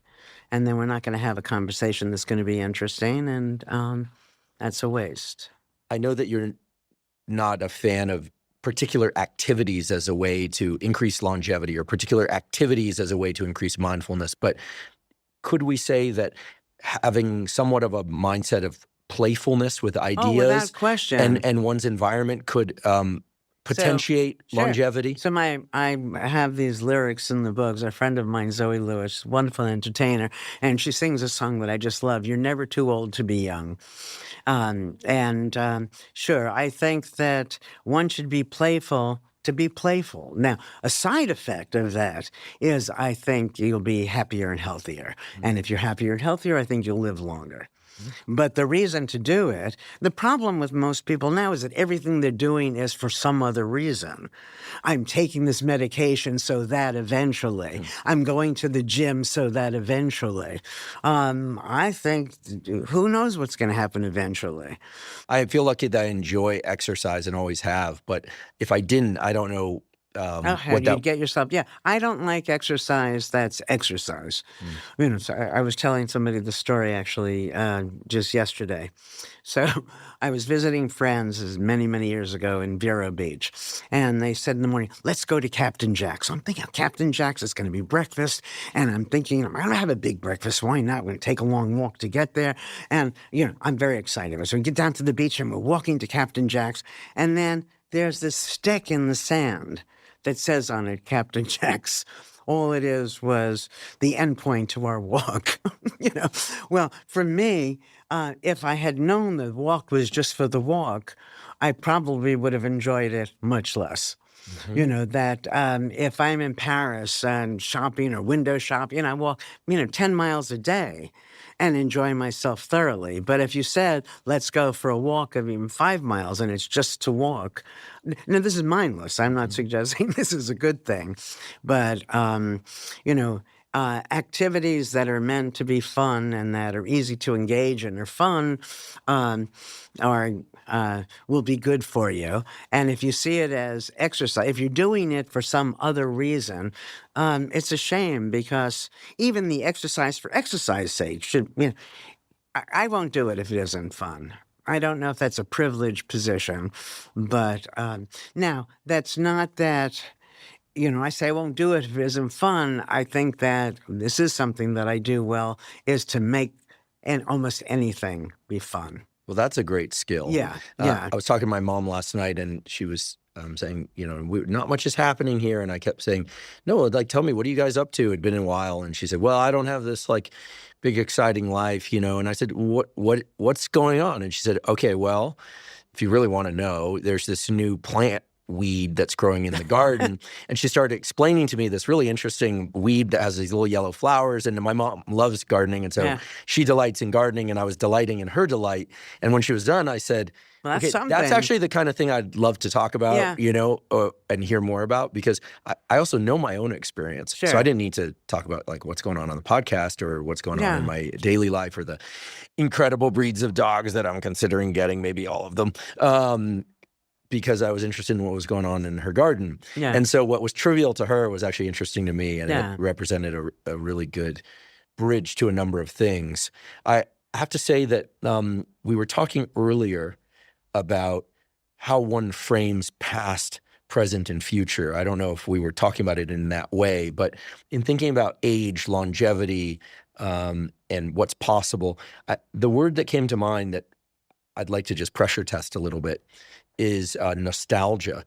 And I have this feeling, and I hope I'm wrong because I've been wrong about most things today in a way that I'm learning from, that nostalgia can be perhaps kind of a dangerous line of thinking. This idea that things used to be great. Oh, yeah.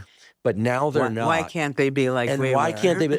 And I thought to myself, what a terrible sense or emotion. But and it led me to some practical questions, like, should we go to high school reunions?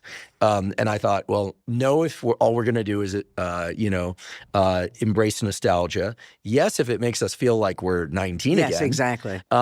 This kind of thing. And here you can substitute reunions with, should I look at photo albums? Yeah. Like I don't know how I feel about photos from the past. I used to collect them and cherish them. And now sometimes when I look at them, it just makes me long for something.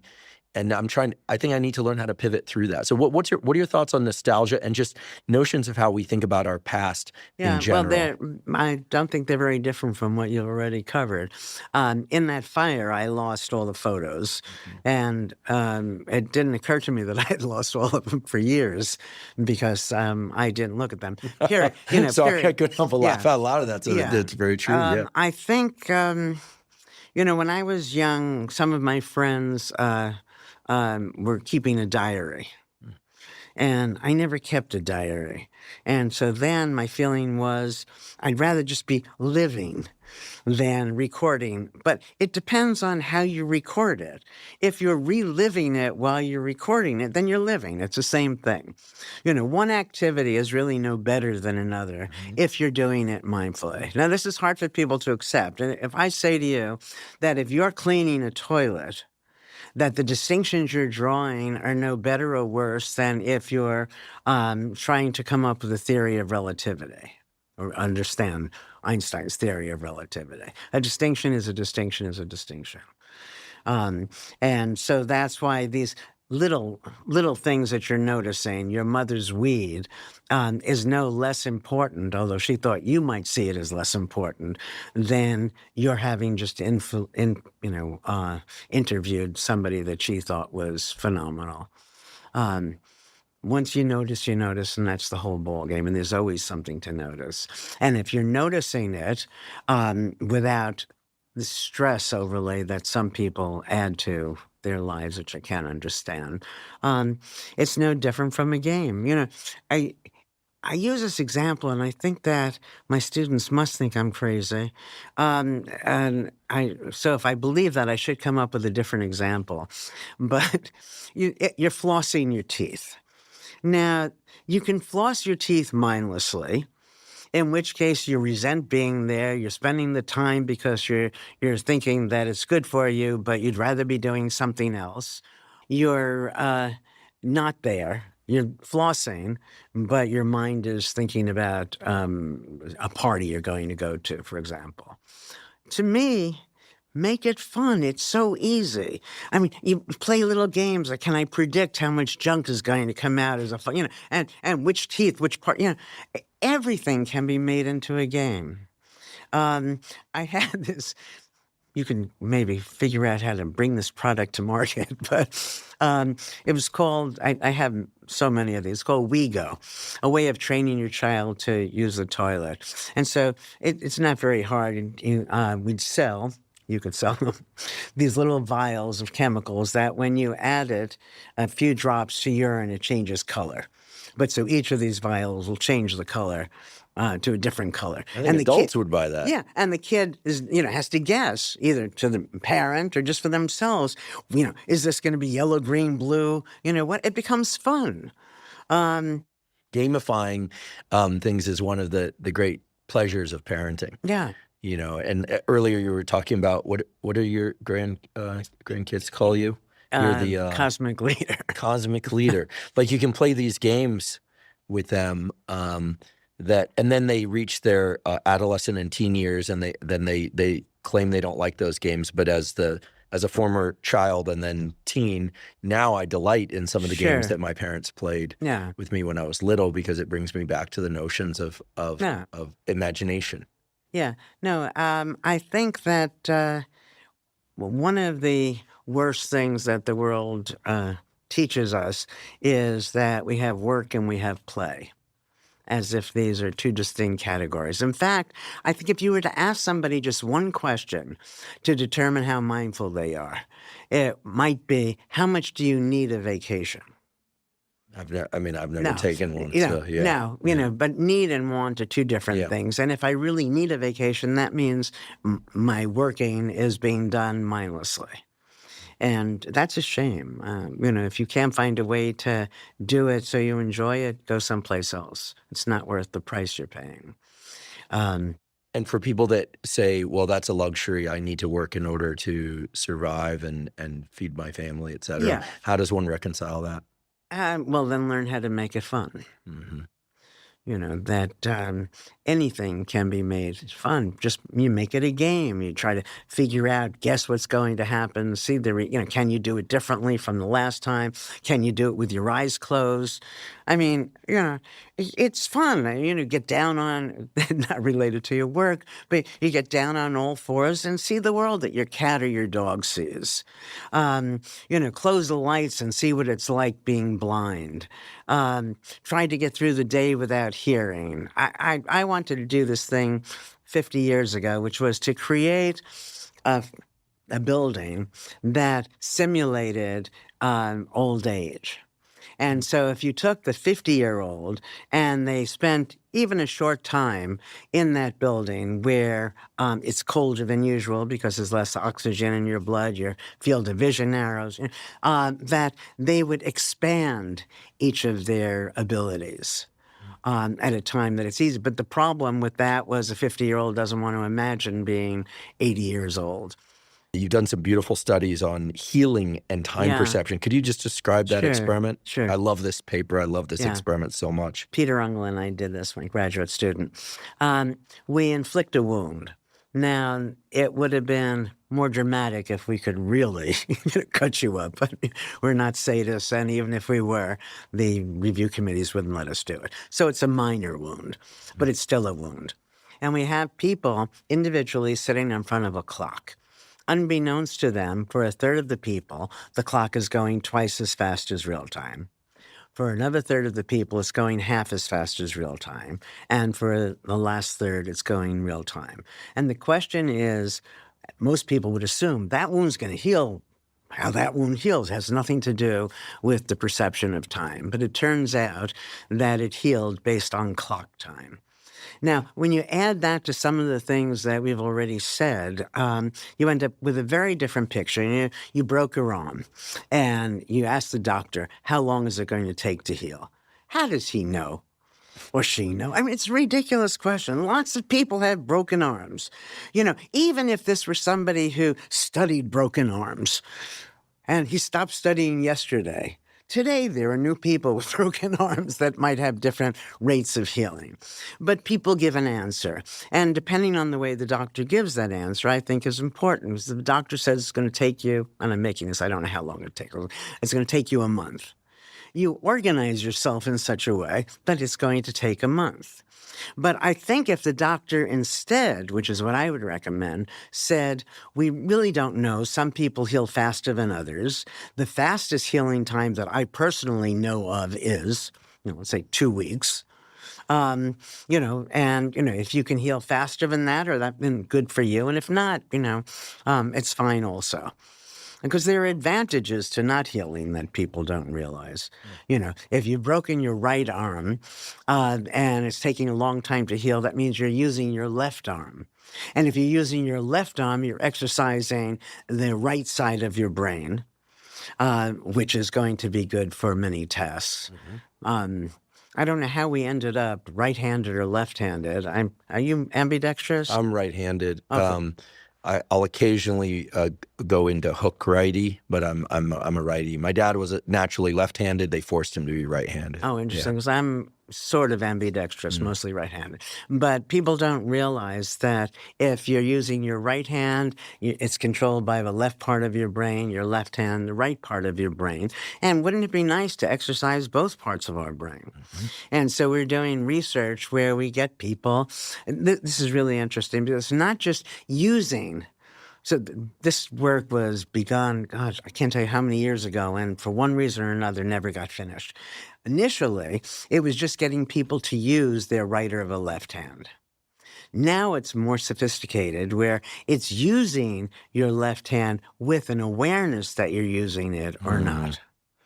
And I think that the effect on the brain will only obtain if you're aware. Oh, this fits so beautifully. I don't want to spend too much time on this, but and you're probably aware of these experiments, but just for sake of our listeners, you probably know that your colleagues at Harvard, David Hewell and Torrance Vizo, won the Nobel Prize for brain plasticity, critical periods of vision, et cetera. And they had this sort of doctrine that they stated in the 80s, and it lasted until the early and mid-2000s, that there was no significant brain plasticity in adult humans, that it literally shut down.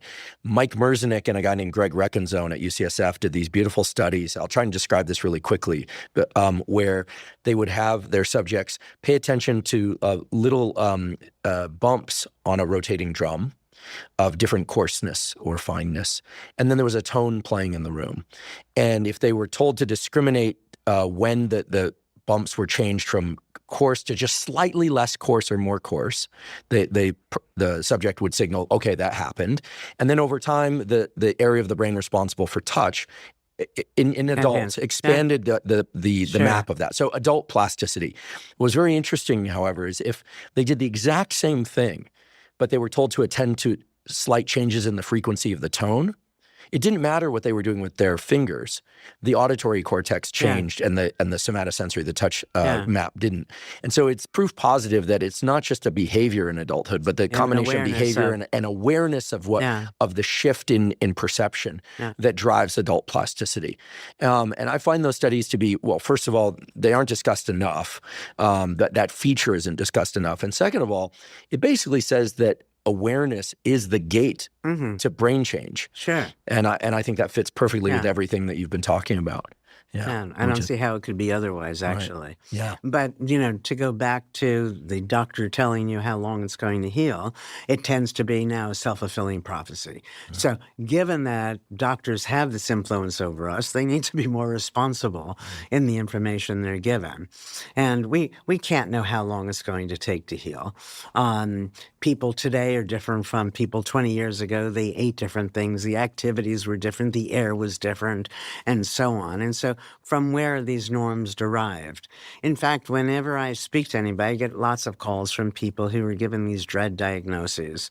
And, the first thing I tell them is, it takes so long to do these studies. And then it takes forever to analyze the data. And then it takes another forever to publish it. And then eventually, when you're going to hear about it, it's already old news. So the information you're reading now was true for people who lived, 10 years ago. 10 years is a lot. A lot of things happening. And always with the intention of getting people to be less absolute in their understanding of any of this, so that they can imagine all sorts of possibilities. But, even the thing that I just said a moment before, that it's important for people to realize the advantage in using their left hand if they're right-handed, or their right hand if they're left-handed. And then at the same time recognizing that when they break a leg, when somebody breaks a leg, that forces you to do everything differently. And if you attend to that, that can be a wonderful thing. I don't know how I got to see these things, or it's very strange to me when I think of what things have influenced me. I don't know how old I was, Andrew, but I'm watching this thing on television, and there's this woman who has no arms, who's got a knife between her toes, who's slicing a tomato. And, it's a lot of years. I've seen and done a lot of things, but for me to remember that, and that, even when we're taught to do something, we're taught a single way. It's so much more fun to be taught multiple ways. I mean, when I, hurt my right arm, I'm playing tennis poorly, but I'm still playing with my left hand. We have such a deficit model of life. Yes. And this also fits with the Kahneman stuff, right? That, people will work much harder to avoid a loss than they will for a gain. And it seems to be... see, now that's interesting, because when I go to teach that, I have so much trouble keeping track of what's the loss and what's the gain, because I don't see the world that way. You've transcended the typical notion of loss and gain. Whether I've transcended or not, I just think differently. But everybody accepts that. And to see the gain in the so-called loss, or the loss in the so-called gain, you just end up with a very different world. Well, I'm not as evolved in that aspect, certainly others as well as you are. But when I started my lab, I used to teach my students something, which was, okay, we're going to get a lot more rejections and have to do a lot more revisions than we are going to get acceptances on papers and grants. So the best thing that you can do, which is what I had to do for myself, one of the best things you might consider, would have been a gentler way to say it, but I said one of the best things you can do, because that's the way I talk sometimes, is to create a long arc of positive feedback loops when something good happens. But that when something negative happens, let yourself feel it acutely and then move on fast. So if I were to plot this, it would basically be like an accepted paper will delight me and motivate me for many, many months, if not years. But a rejection or a tough revision where we're looking at another year or two of experiments, I'd allow myself maybe a day and a half of just being, utterly crushed, and then right back to it. Yeah, but another way, when I say put people back in the equation, that's what you need to teach them, which is the responses you're getting. These reviews are not from a bunch of sages in the sky, all-knowing people. Certainly not. They're just a group of people, with different biases and so on. It doesn't mean you were wrong. Yeah, and reviews, I learned from my postdoc advisor, and I love this, is he used to say, reviews always make papers better. even if you hate them, they always make papers better. They never make papers worse. Sometimes they make papers a little bit harder to track because like there's this weird figure put in just to satisfy a reviewer. Kind of like, what is this? But everyone eventually realized what that figure is about anyway. And so I adopted the idea that reviews, red ink, critical feedback are just ways of getting better, which has also been essential in the podcasting sphere, because if I've ever gotten anything wrong, believe me, I hear about it in the comments, and sometimes it can be embarrassing, but you just look at it as an opportunity to address your humanness and move forward, correct it and move forward. But I think a lot of people try and maintain this air of perfection, like there's some sort of Fabergé egg, that instead of living life like a work of art where it has dimples and cracks and acne and all the rest, and it's human, I think a lot of people want to present themselves to the world like a Fabergé egg, like that's just absolutely flawless. But the problem with that is going out the next day. You can be that Fabergé egg on day one, but now you've got to maintain that. I mean, the first paper that I published came back without a comment. Without a comment, not a correction, not a typo. What a dangerous thing to happen. Exactly. It was awful. Yeah, that was not my experience. No, well, it set me up for, expectations. What do you mean when you for the next one? But I think also that it's once you recognize that this is an opinion rather than a statement of fact, you know. And then when what I tell my students is that when you get a comment, it doesn't mean that the comment is right. It means that whatever you wrote wasn't appreciated in the way you wanted it to be appreciated. And they're guessing at, well, if you did it this way rather than that way. Papers that are not accepted today may be accepted tomorrow, the same paper. I mean, I can't tell you how many times people say can't be, and then it becomes the standard. You mean in terms of a field and what's acceptable?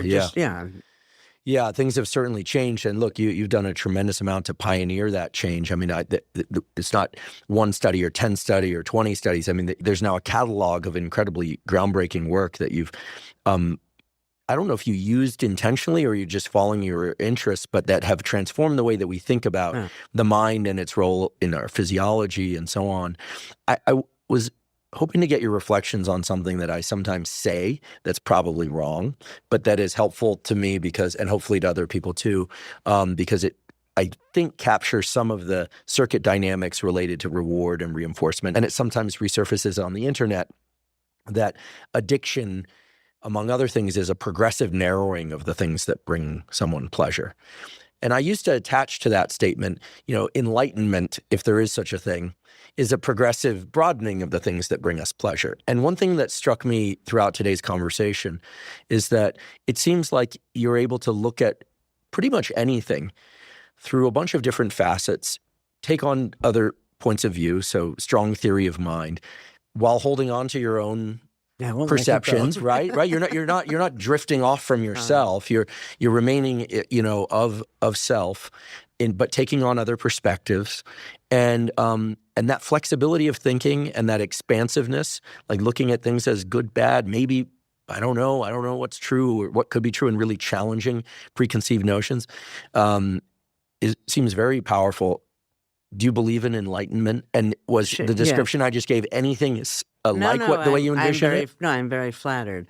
I think that when you're walking around and you don't see, and all of a sudden you see, you can say that you're enlightened. I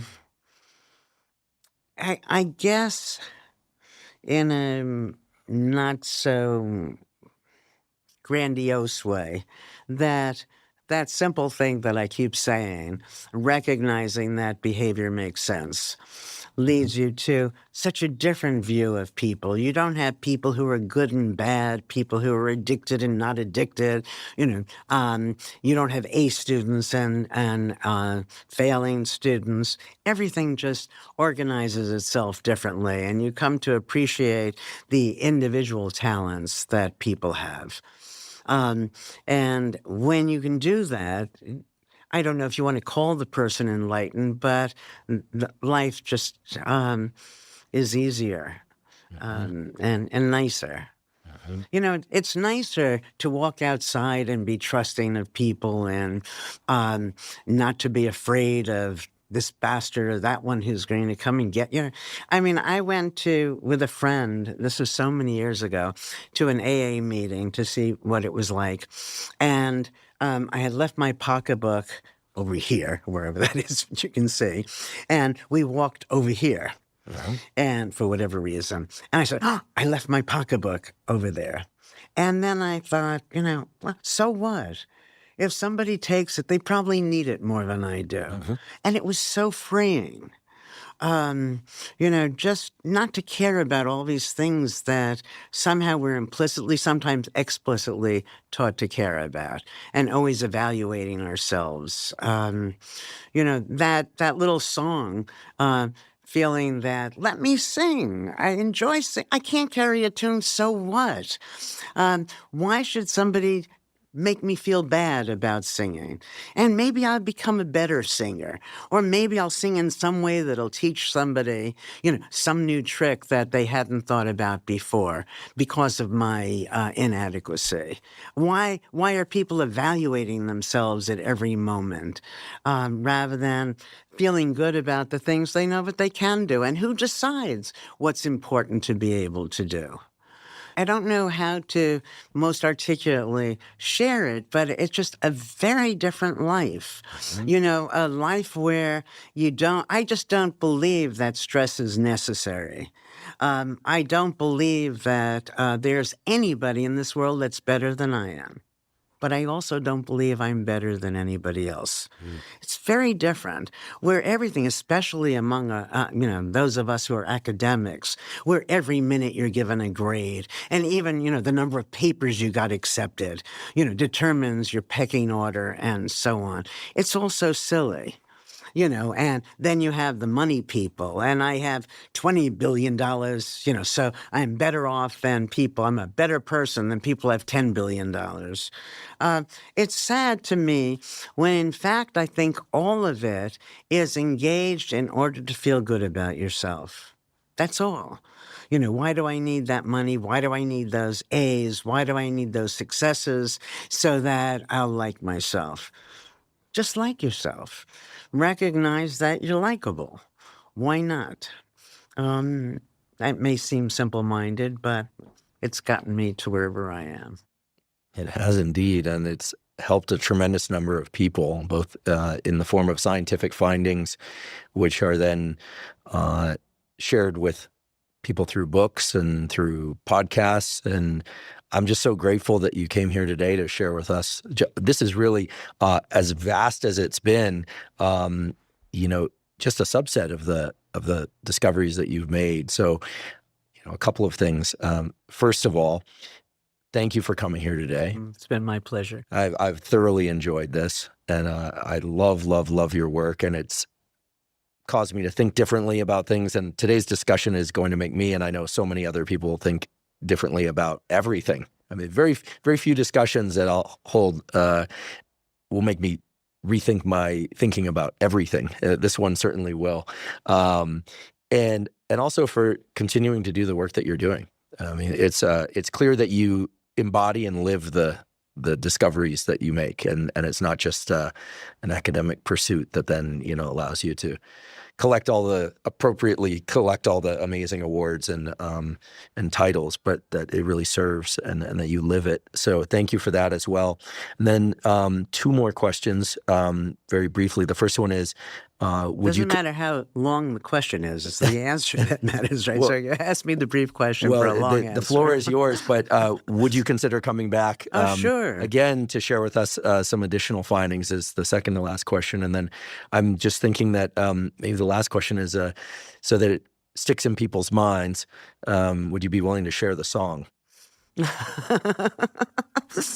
Oh, Andrew. All right. Yes, I'm going to sing this. Now, you have to remember, though, that I'm singing this because I think singing is fun, and it shouldn't matter how good a voice you have. Okay, so here we go.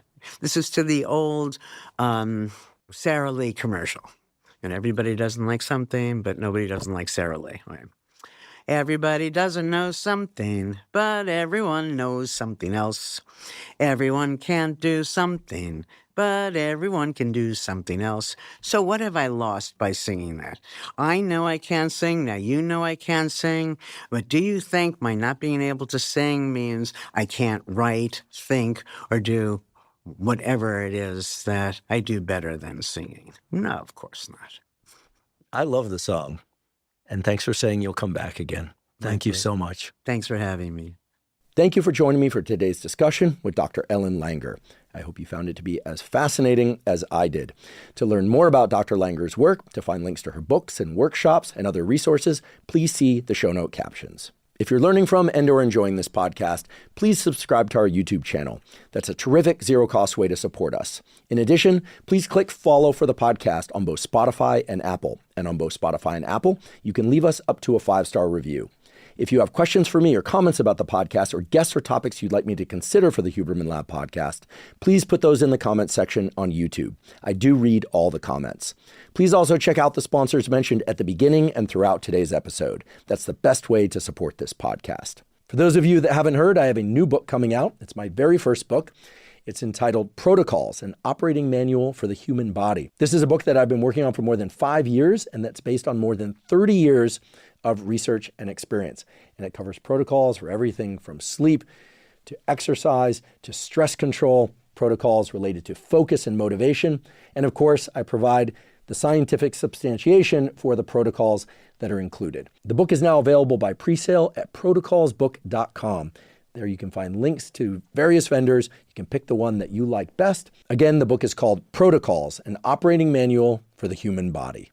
If you're not already following me on social media, I am Huberman Lab on all social media platforms. So that's Instagram, X, formerly known as Twitter, Facebook, LinkedIn, and Threads.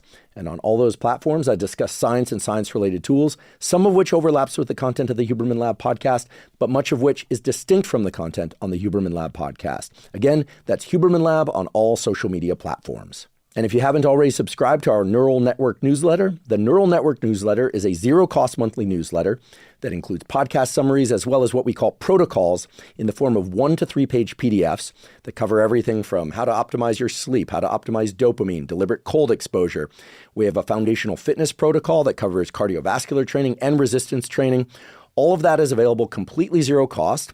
You simply go to hubermanlab.com, go to the menu tab in the top right corner, scroll down to newsletter, and enter your email. And I should emphasize that we do not share your email with anybody. Thank you once again for joining me for today's discussion with Dr. Ellen Langer. And last, but certainly not least, thank you for your interest in science.